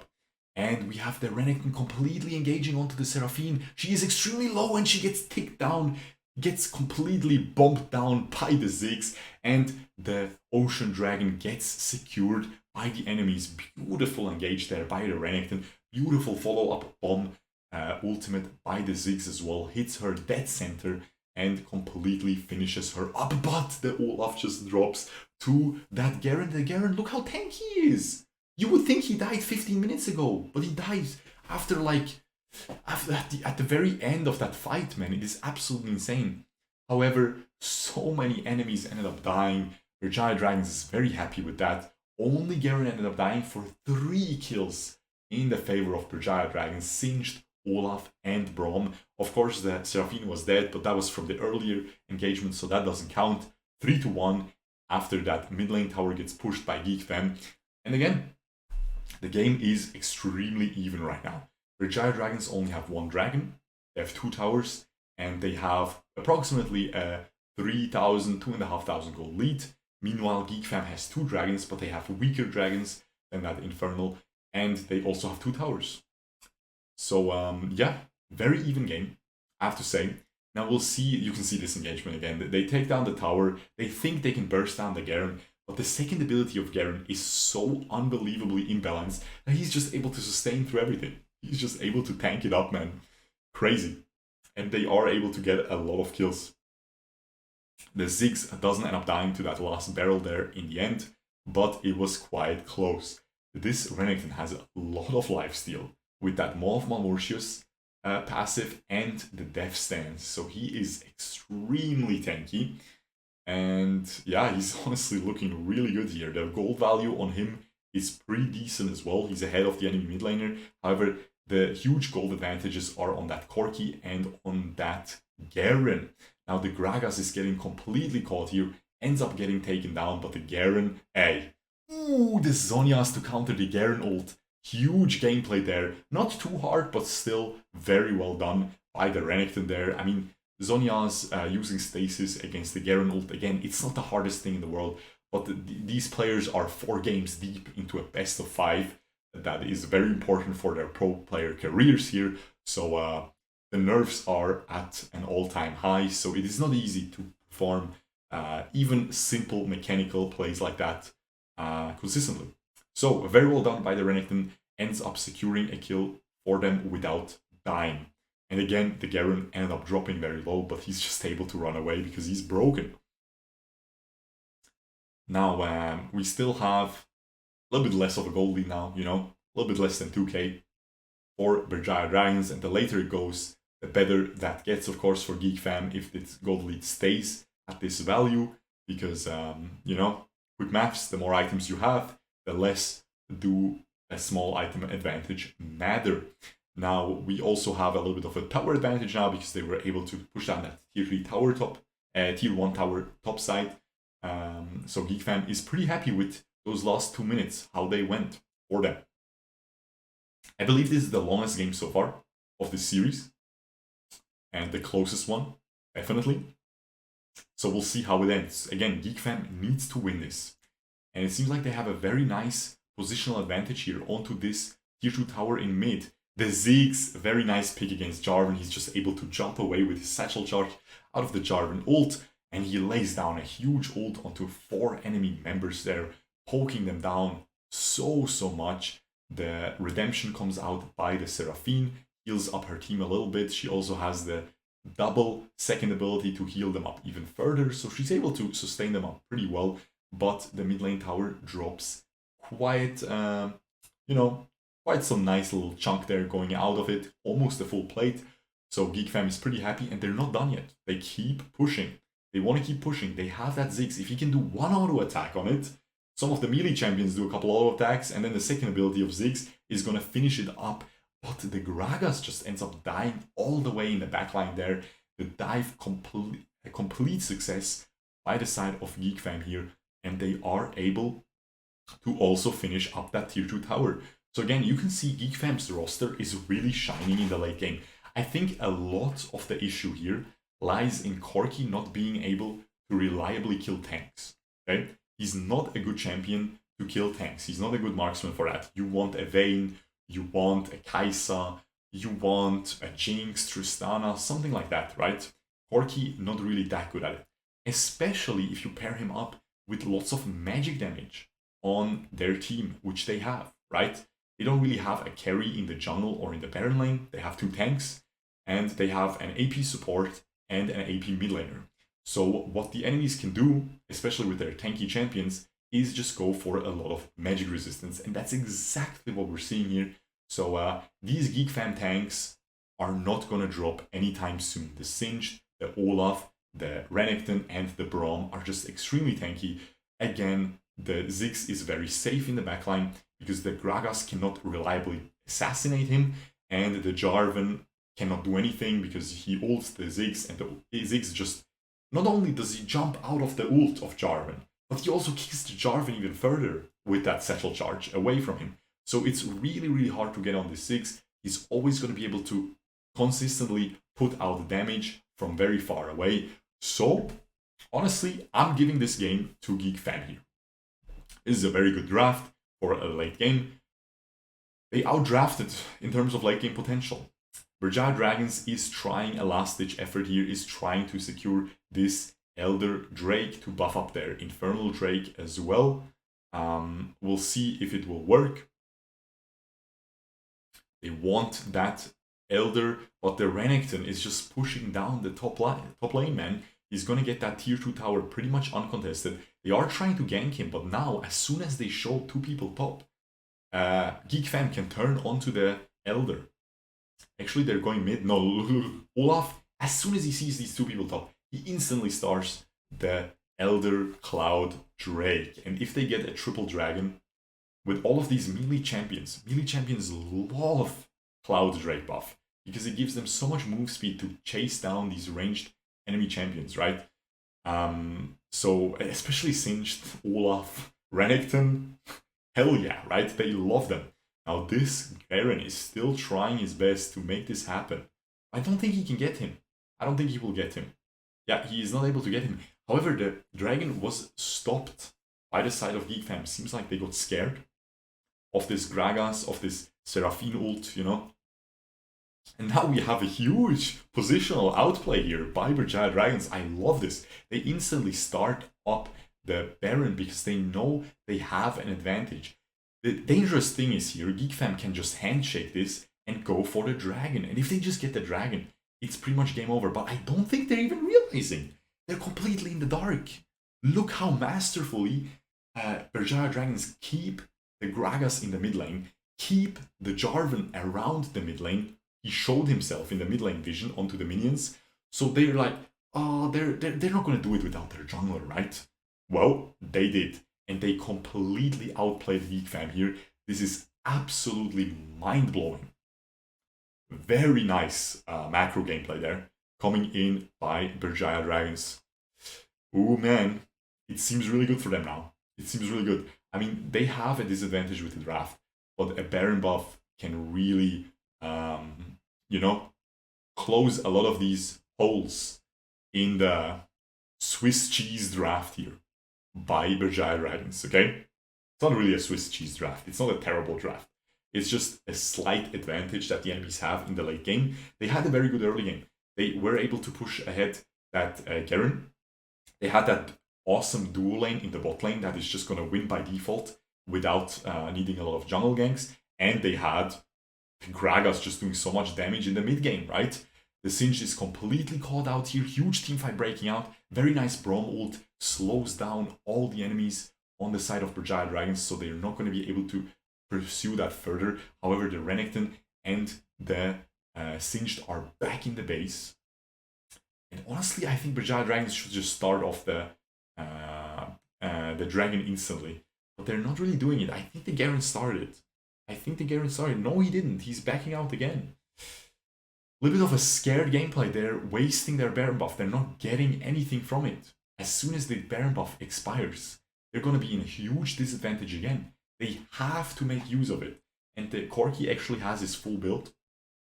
Most people have their full build, actually. And the Renekton actually went for a Blade of the Rune King.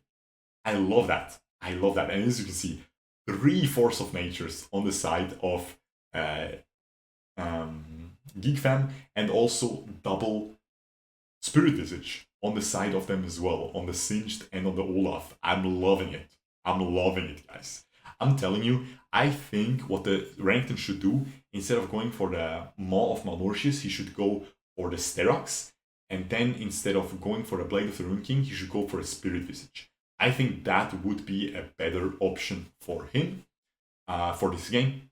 He would be a lot tankier, and he would still deal a lot of damage. He would deal less single target damage, but I don't think he needs to deal single target damage this game. I think he needs to be just as tanky as possible and deal as much damage with his ultimate and his first ability, AoE, in teamfights as possible. Huge engagement by Jarvan coming in, but he is instantly poked down. And again, this is the strength of Ziggs. He jumps out kicks the Jarvan away as well, and just completely dunks the enemies with his ultimate. And now this Singed can just keep going here. He doesn't have the Ghost ability, so he can't go too deep. Oh my god, huge. Just take a look at this. Look at this Seraphine ult, but the Braum has his shield instantly. Look. Crazy clean by the Braum, man. The Seraphine ult would have been huge, but look, he jumps in right as she ults, man. He predicts it perfectly. And this right here, I don't even need to see the rest of the team fight, but GeekFam 100% is gonna blow out the team fight and gonna win this game only because of this Braum, because this Seraphine ult would have hit everyone here and completely turned around this game. Huge Braum there. Absolutely insane. You can see the Renekton goes in now. You can see the Kha'Zix is still very safe there. Does a lot of damage. And the Garen comes in. The health bars are extremely low. And the ace comes out. And I'm telling you, man, if that Seraphine ult wasn't stopped, hey, GeekFam is donezo. They would lose this team fight. They would lose the entire game. And they would lose the entire series. And this Braum is the biggest MVP you will ever see. Ever. Absolutely insane. Wow. That's very impressive because he predicted it. He jumped in and instantly shielded. He completely predicted it because he actually started the jump before the ult animation came out. And it had to be this timing, otherwise it's game over. Crazy. Whew, sheesh, man. Let's check out who gets the MVP. I think the Kha'Zix, yeah. Kha'Zix did the most damage. He's the only damage dealer, man. It's very simple. And Garen probably did the most damage as well because the Corki wasn't able to do much, man. Against all these tanks, again, he's just not able to do much. And Gragas is more of a very strong mid-game champion. He starts to fall off in the late game.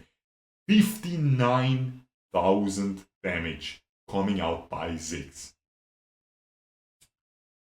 Sheesh. Now, do you need to ban the Kha'Zix? You need to just go back to the roots, ban the Kha'Zix out again. I think I would just do it. I wouldn't risk it. It's 2 for 2. He just completely destroyed you. He had amazing ults, some of the best Kha'Zix gameplay we have seen so far, coming out by Momo here. So, do you want to risk that again? No, you shouldn't risk it. It's gonna mental boom your team instantly. Right at the start, you will be against Kha'Zix again, who just dunked on you so hard in a previous match. You should just ban it out. Do you have to ban it out? You don't have to necessarily. So will we see a ban? I am not sure. I'm not sure. I would personally ban it out, or maybe they will decide they don't want to do it. Now, if I were Berjaya Dragons, I would honestly go to the red side next game and just try to go for a very similar draft again with that Galio mid, just like what they had in the early. They definitely want the Garen. They need Garen. They want Braum. They want Galio. And yeah, it should be a lot better. I really want to see these 3 champions come out by then. And the Varus doesn't even have to be, doesn't have to be a Varus. But it seems like really Sagi here. Seems insane on Varus, but not too impressive on the other marksmen so far. Maybe give him an Ezreal. Ezreal Braum is very good too. And Ezreal is very similar to Varus. We'll see. Anyway, I'm very excited to check out the last game of this best of 5. And again, please let me know if you guys are having as much fun as I am here. Again, every comment helps, with the algorithm and all of that stuff. And yeah, let's get right into the next match. Alright guys, we're jumping into Game 5 draft. The last game of this best of 5. We'll see who wins this absolute banger of a series, man. And we have Berjaya Dragons once again picking the first pick, okay?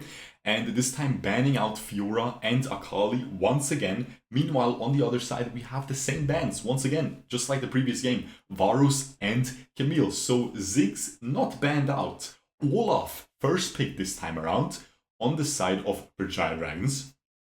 And of course, the Ziggs instantly gets taken. And I love this, man. They pick up the Galio as well, which was one of the keys. He was really one of the key champions that gave Berjaya Dragons so much success 2 games in a row. So this is absolutely huge that he gets picked away. I think GeekFam completely predicted that Berjaya Dragons would try to pick it. Now, I love this Kai'Sa pick. I was going to say, try out the Kai'Sa, It worked wonders for Geek Fam. We'll see if it will work wonders now for Berjaya Dragons here. And the Braum comes out once again. Braum is so important throughout the whole series. Berjaya Dragons looking good, honestly. Both teams looking good though, both teams listening. Lee Sin, this is the thing that I was talking about earlier into the series as well. You want a little bit more of an aggressive early game jungler to give Rumpel a little bit of more room, you know? Room? Forget it. To give him a little bit more room in the jungle to have some more aggressive early game. And we see the Orianna come out. I definitely think it's going to be phase rush Orianna. It is so clean. So that means we have a Galio support, Ziggs marksman once again, and Orianna mid lane. You definitely want more. You want more physical damage. Singed Baron lane? I think that's too much. And that's a huge mistake. Why did Berjaya Dragons not pick the Garen? That was the big factor that was working so well for them. They decided to pick up the Malphite Baron lane instead and an Annie in the mid lane. Now the Annie mid lane was extremely good in the second game. So we'll see if she will do that well again. But man, oh man, that Garen, I feel like the Garen was really integral for their whole game plan. Especially because the enemies picked Singed once again. And the Garen is just seemed really good against the Singed. The Singed wasn't able to do much here.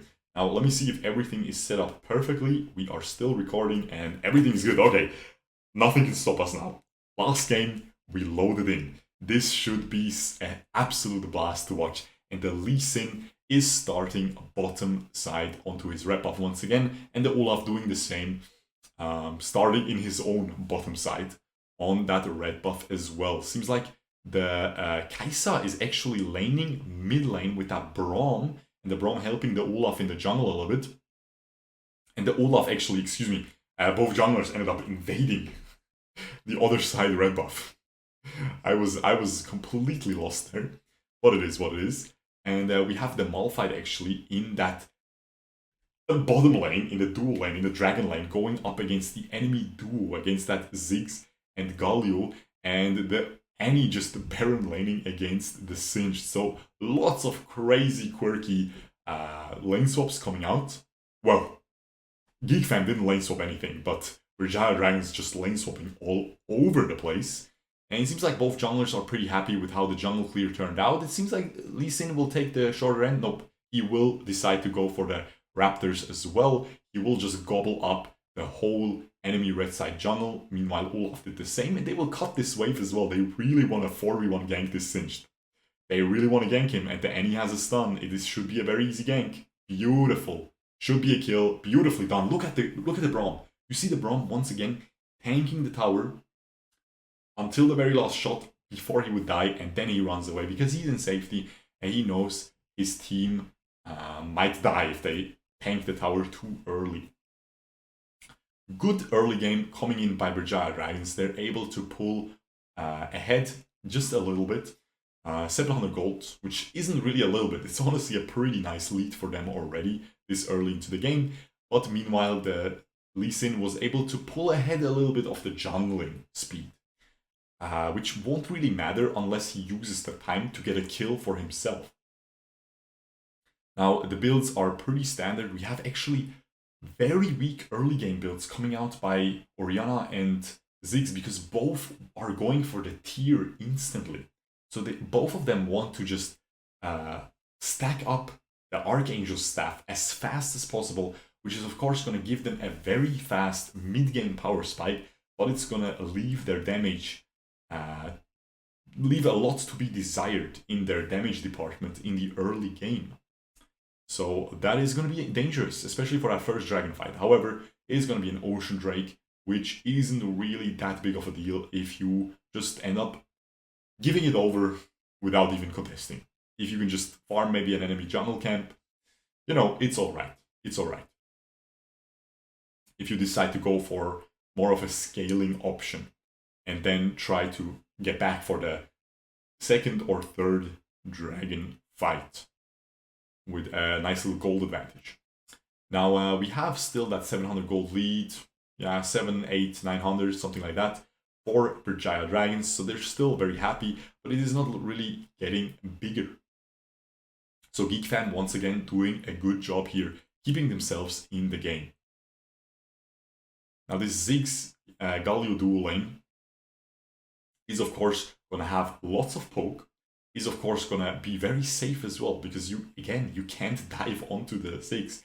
Now this time around, they have an Olaf, which is really good against Ziggs, because he the Ziggs can jump away, but at least he doesn't kick the Olaf away because of Olaf's Ragnarok ultimate. Now the Olaf instantly on the dragon with his team. Oh, but look at this Ziggs ult, man. Oh, but it didn't do any damage. It the Braum popped his shield, which of course removes the damage on him, but his teammates were able to dodge it. So very well done, and it seems like the dragon just keeps getting engaged here once again. I think the Annie ultimate is just too strong. The Annie ult with the stun is just way too strong, but now we have a beautiful Malphite ult engage, followed up by the Braum ult, but the Galio ult is just so big, and they are able to secure the kill onto the Annie. Now again, oh my god, they end up following up. The Lee Sin flashes in, Sonic Wave onto the Kai'Sa, and I think he's gonna get the kill. He doesn't even end up dropping, survives with around 50 health. Beautifully done by Geek Fam there, and they are able to pull ahead even further. However, Berjaya Dragons were able to get the dragon. So honestly, in the end, pretty even trade, I would say. Again, the reason why Geek Fam was being so safe there, was acting so scared there, is because of that Annie ult. Annie ult with that stun, she has her flash available. Very dangerous. Very dangerous, especially if Malphite comes out of the fog of war with his own ultimate. Yeah, the teamfight is pretty much over. If Annie hits two people, Malphite ults on top of these two people as well while they're stunned, GG. It's pretty much game over at that point. Well, not game over, but that teamfight is pretty much over, because these two people will get one shot. The Orianna goes for a tier into the Liandry's, and same for the Ziggs, tier into the Luden's Echo. Once again, Singed goes for an early Rylai's first item, and look at this. We have a little bit of a different build coming out for Lee Sin. We've seen this build sometimes, but we've also oftentimes seen Guardian Angel first, or Youmuu's into Guardian Angel. But this time, especially with the Black Cleaver buff, I think this is all we will see. First item Black Cleaver on the Lee Sin is just extremely strong on this current patch. Now, the Rift Herald is being taken down, but the Galio is being taken even lower. Ends up dropping as the first casualty of the game. Kai'Sa gets a double kill onto that Singed. Beautiful shockwave hits the Malphite and the Kai'Sa, but it is a little too late, because Berjaya Dragons get the 2 kills. None of their members die, and they also secure the Rift Herald. Very well done. A little bit of an overextension there by Geek Fam. I believe they started the Rift Herald and not able to get it, and also lose the team fight for it. Now, we have still all tier 1 towers remaining. We'll see which one will get pushed first. You would expect the team with Ziggs to push the first tower, which is what usually happens, but there isn't really, the bot lane tower really isn't that low. The mid lane tower is half HP, so we'll see if the Ziggs will try to rotate there anytime soon. We'll see a replay here, the Muggy Hot Cup replay. It seems like you guys, let me know if you're from Malaysia, and if you have the Muggy sauce, you know, the like it's like a spice. It's not really a sauce. It's like a sauce you cook with, and you only put in a little bit, a couple drops, because it's very salty and very has a lot of flavor to it. Let me know if you guys have that, or if you only have the hot cups, which is, I guess, some ramen stuff, ramen cup noodles type of thing. Yeah, and guys, I'm telling you, man, the Maggi sauce, it's Switzerland's special. I'm telling you, man, everyone and their mom. I remember, I'm Bosnian, you know, so we eat vegeta. But I remember when I was at the first like birthday party when I was a kid from a friend, and the mom cooked. I was like, what is that? What is this, bro? And she said, oh, it's just this sauce. I'm like, oh my god. Instantly told my mom to buy it. Amazing. Anyway, guys, let's get back to the game here. 3-3, 1000 gold advantage, just slightly above that for Berjaya Dragons. and they have the tower, I mean the dragon advantage as well, and an Infernal Drake just spawned. They also have the Rift Herald, and they plop it down bot. I think the bot lane tower will just go down. Yeah, this Rift Herald will not be stopped. It will push down the tower. Kha'Zix gets plates as well, and they push down the tower. But the Geek Fam roster ended up engaging a little bit of a fight, but they ended up biting too much off than they could chew. So they had to just run away there. Rift Herald still at half HP after that tower push, and still pushing down that bot lane. He will get another headbutt off onto the tower. And now listen guys, for the Pokemon fans, I don't think he's gonna catch a Caterpie with that headbutt. I think he's just gonna get a couple of, you know, little tower damage. You know? I hope you guys got that. Maybe you're absolute zoomers, but even zoomers know Pokemon, right? You know, these headbutt trees. You have a Pokemon, headbutts the tree, and you can get the... What is it called, man? It's called Scaraborn in German.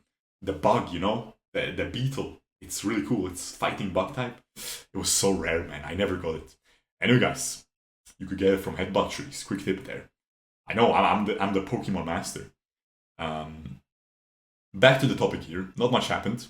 The Rift Herald did not end up reaching the tier 2 tower. It was cleared before that.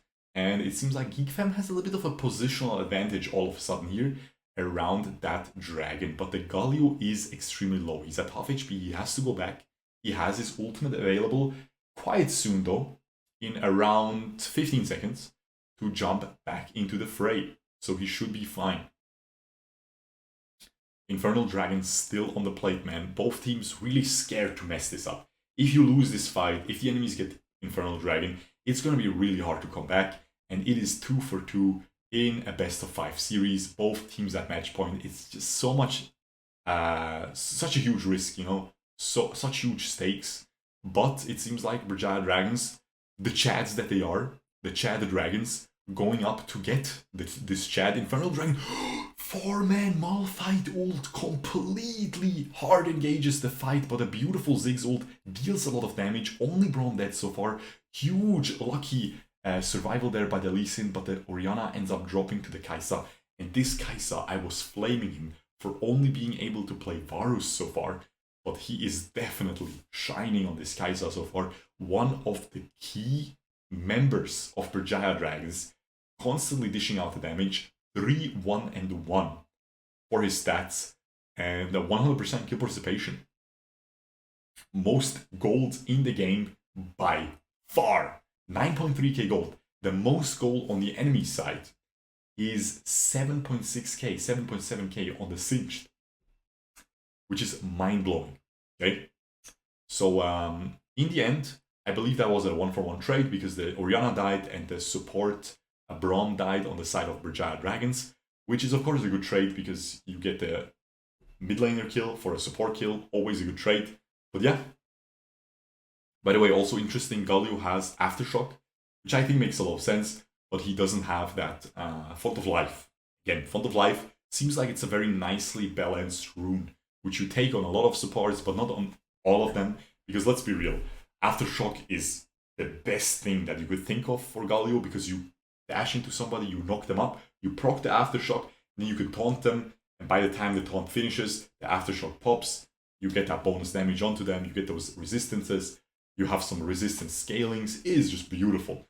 We also have the Phase Rush, as I said, on Orianna, not surprising at all. It is absolutely amazing on her. And yeah, she's able to flash away from the Any ult. We just saw it right at the edge of the screen. I think this is really good for Geek Fam here, because yes, you lose the flash on Orianna, but now the Any doesn't have her flash engage. But right as I said that, she went back to base and picked up a Proto Belt. So she will have the Proto Belt ult stun engage. So we'll see how that will go. Now again, the game really slowing down compared to the previous games. It is dead even though, 30 minutes into the game, dead even in terms of score. Both have 1 dragon, both have the same gold, pretty much, like a 900 gold advantage. But while I'm saying that, the Galio is getting hard engaged on. He is not able to get away. The Kai'Sa with the killer instinct jumping over the wall. He pretty much had no escape route there. And just so much damage being laid on top of him. He is a tank, Galio, but he is the support at the end of the day. So he's always going to be pretty squishy. He gets taken down, and now it is a 5v4 on the map in favor of Berjaya Dragons. Are they going to turn this into an objective? Well, probably not, because the dragon is down and the Baron is a little bit too much right now. But maybe they will be able to knock down that tier 1 tower in the top lane, because it's already at half HP. But they don't want to lose this mid lane tower, so they have to respond to this Ziggs. The Ziggs can just pretty much one passive auto attack and the second ability, and the tower is gone. And keep in mind, Ziggs pushing even got nerfed on the newest patch, but it's still extremely good. Now let's calm down a little bit. Let's collect our thoughts here a little bit. Let's see who is gonna win this late game, right? That is a big question. Who wins the late game fights? Now, if you take a look at GeekFam's roster, they have Orianna and Ziggs, the two best mages in the late game, in the entire game, okay? So, yeah, I don't think it's even close.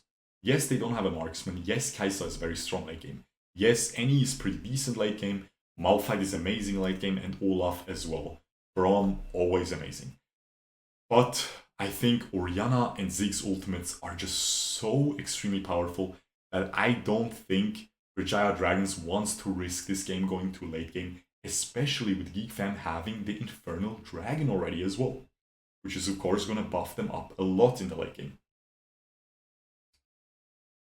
So yeah, Berjaya Dragons a little bit on a clock here. Definitely a little bit on a clock. Singed also scales well into the late game.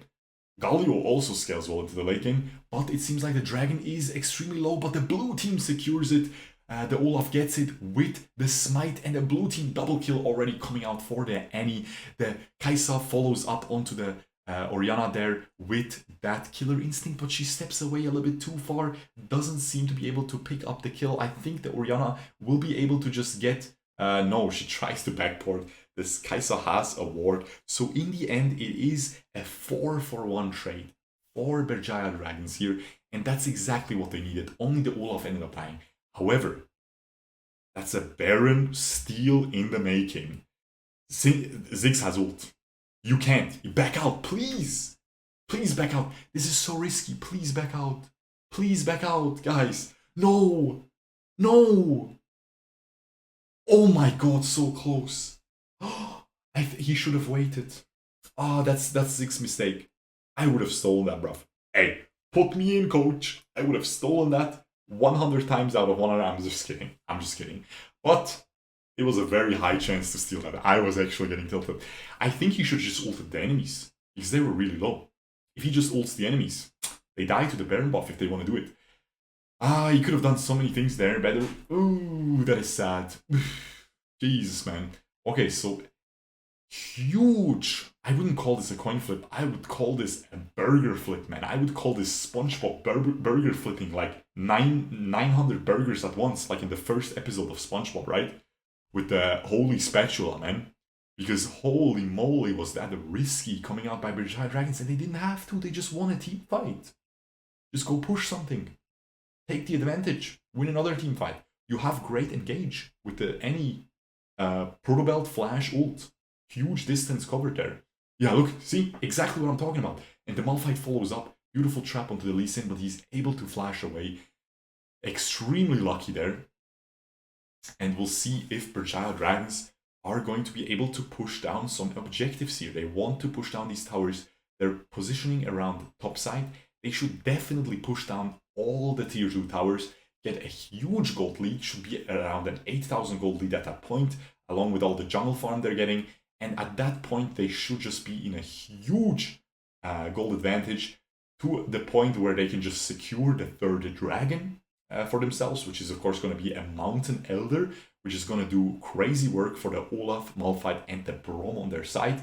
And at that point, the game should be over. Okay? But we'll see. We'll see if they're able to execute on this strategy. The Singed is going deep. He's doing a lot of poke, but he's also taking a lot of damage, way too much damage. The ult engage comes in by the Kai'Sa. Oh my god, the Kai'Sa goes way too deep, but it is actually very well played. I didn't expect this to be that well played. Yo, I want to see it again. Sorry guys, I want to see it again. Look at this. The Kai'Sa goes in with the ultimate, gets the finishing move, dances away from the Ziggs damage, and does so much damage with her Q, but the Malphite ends up dropping. The Kai'Sa is extremely low, but in the end, the Lee Sin, the Singed, ended up dropping no one else. However, that Malphite ended up dropping as well in the favor of Geek Fam. So that is absolutely crazy, man. We're seeing some insane team fights. Now, I would be personally completely reporting this Malphite for going Luden's Echo. What is that? What are those? Just go tank, man. You have an Annie, you have an Olaf. The Olaf can go Trinity, you know. Olaf should go Trinity for some extra damage. The Annie is dealing a lot of damage. The Kai'Sa is your main carry. You should just be tanky, bro. But while I'm saying that, hold up, everyone missed that. Yeah, the spectator missed that as well. It's not just me. Someone just gets caught there. The Ziggs gets completely caught.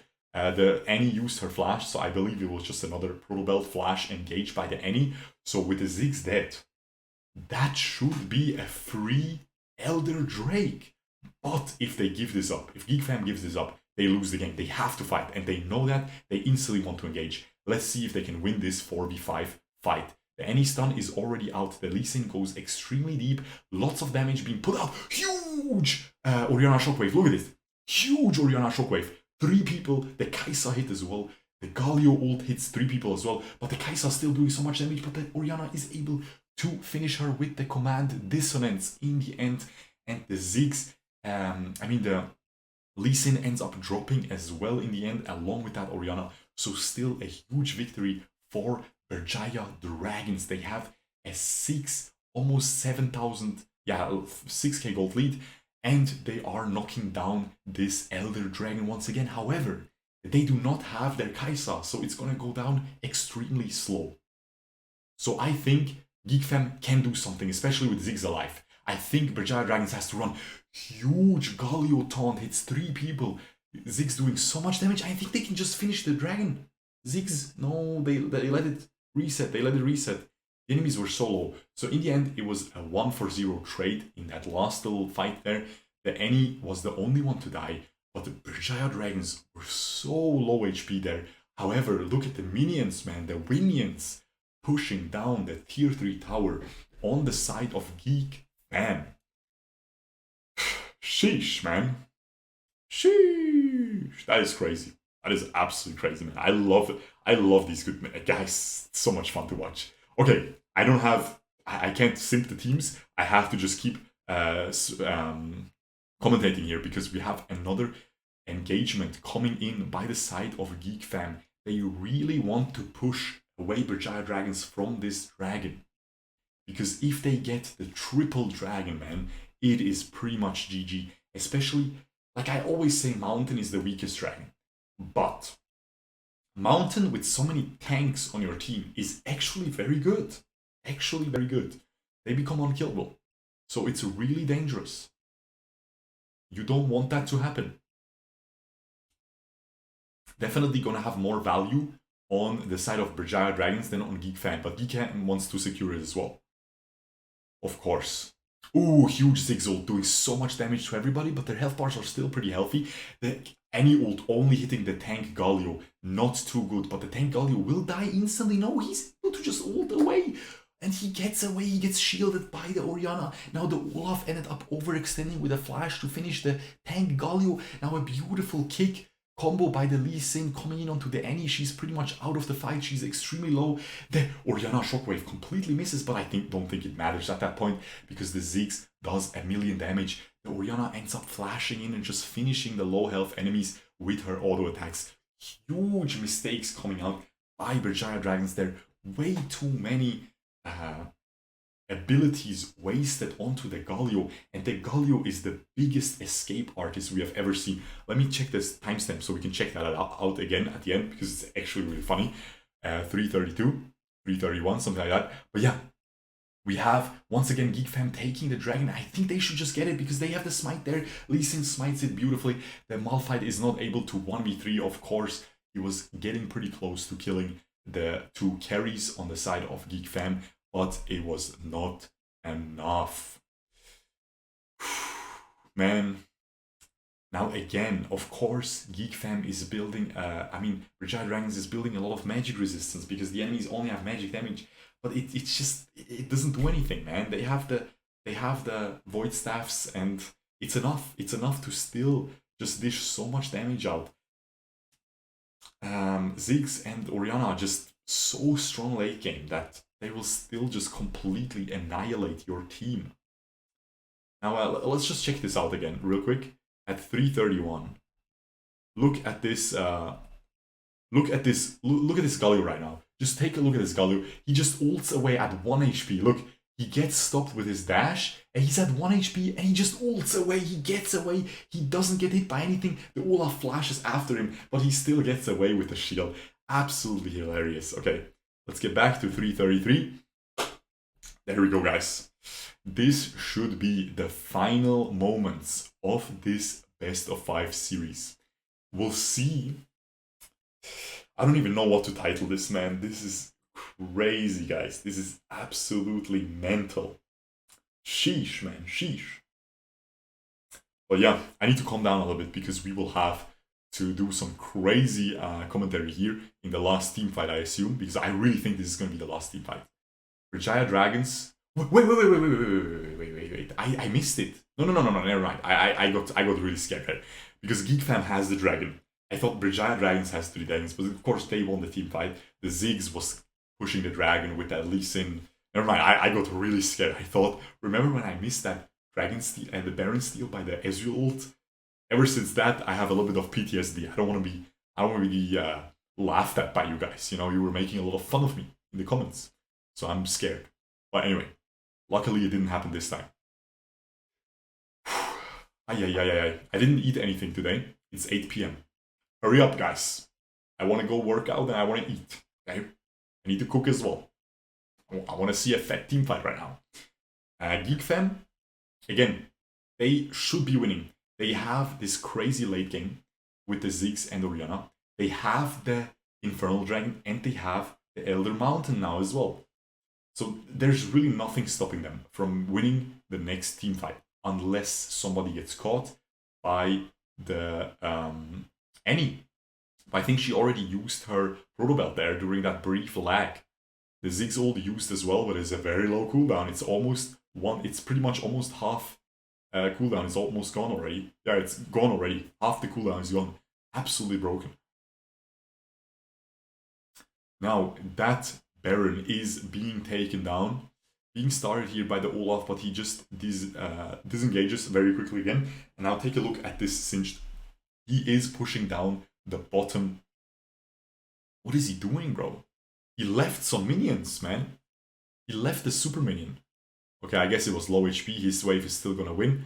I guess he wants to go back quickly or something. I'm not sure what he's doing exactly, but he just keeps pushing. And it seems like it's enough to make the enemies respond with some back parts. And of course, Brigaya Dragons, the thing that they have going for them is that they have these 2 tier 3 towers down, the inhibitor towers. So that means that they have the super minions pushing down these 2 side lanes. So and on their side, still all the tier 3 towers remaining. So they have a huge advantage in terms of that because 26 minutes into the game, trust me, the minions become extremely strong. So yeah. We'll see. I still think Geek Fam has it in the bag though, if they have a good team fight. They need to find a good engagement. Brigade Dragons can play the macro though.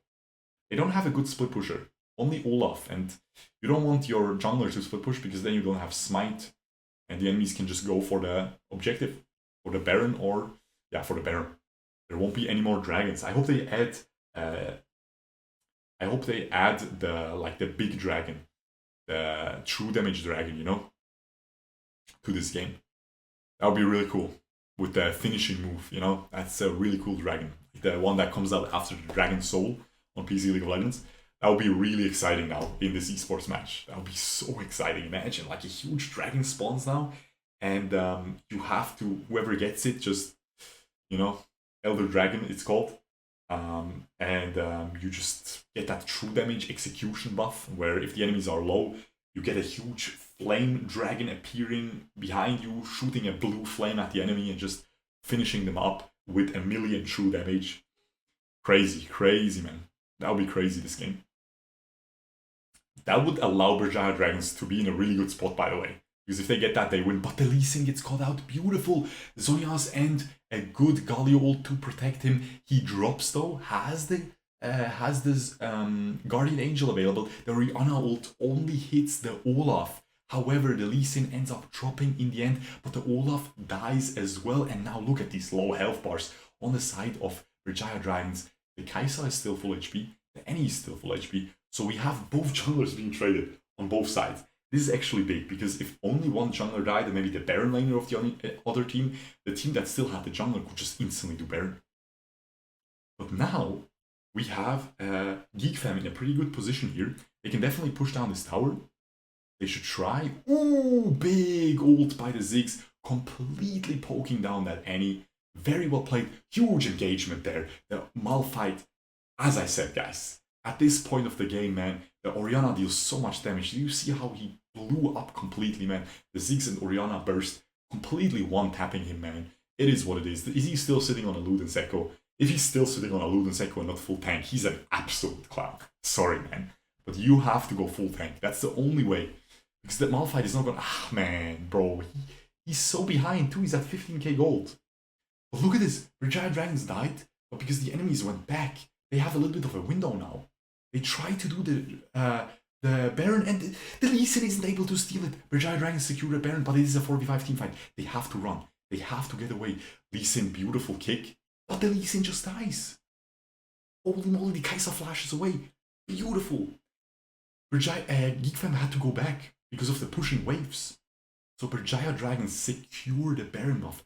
Right before the Lee Sin, he was already jumping in. He was about to get it, man. He was so close to it, but wasn't able to.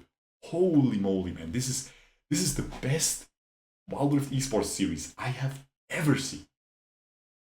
Thank you again for recommending this. You are a legend. This is extremely good content, and this is so much fun. Now again, I give this to Berjaya Dragons now. They have the tier 2 towers and the tier 3 towers on both sides. They just need to knock down the last tier 3 tower in the mid lane after that tier 2 tower, which should drop very easily. And then they pretty much win the game, because 3 towers down, you almost can't get back from that, man. It's so difficult. Especially in esports, where you can just play the macro then, get another Baron, and then just dive the Nexus and it's GG.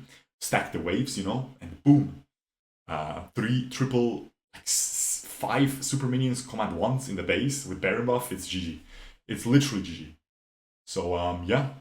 We'll see if that happens, though. They have amazing wave clear on Geek Fam with that Orianna. Oh my god, the Malphite makes a huge mistake. You Luden's Echo degenerate, man. Huge grief there. Beautiful kick flash by the Lee Sin. Have to point that out, but still, man. That pretty much wastes the Baron buff. 30-minute game, bro. What is that? What are those?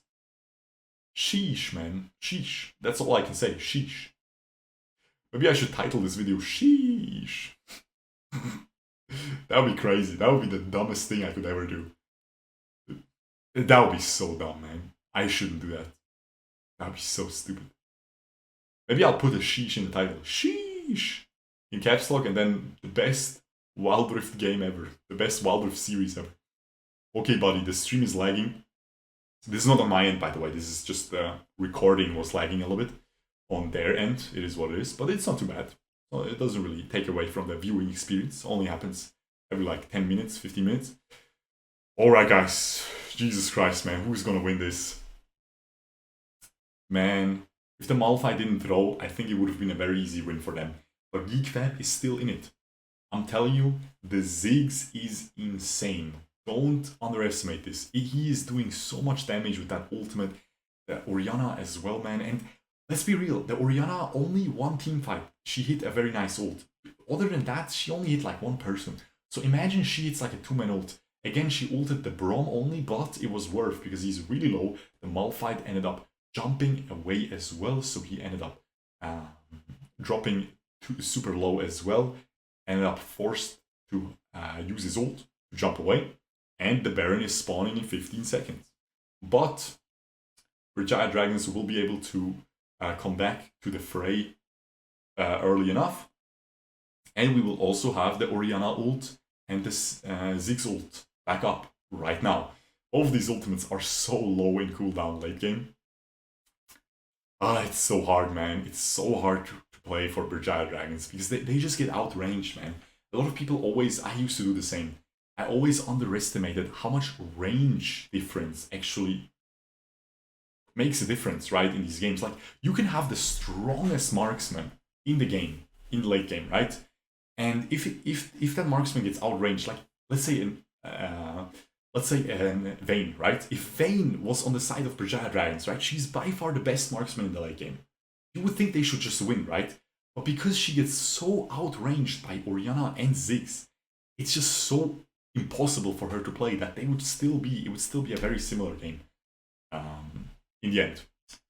Especially when something like Syndra comes out, guys. Syndra is the marksman destroyer.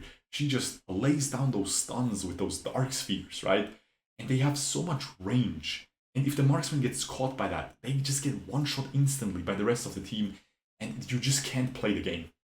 So don't underestimate range difference, and you can see the range difference is huge. However, the Baron is at half HP already. Berjaya Dragons try to sneak it down. The Malphite has to actually ult away and flash away from the Orianna ball.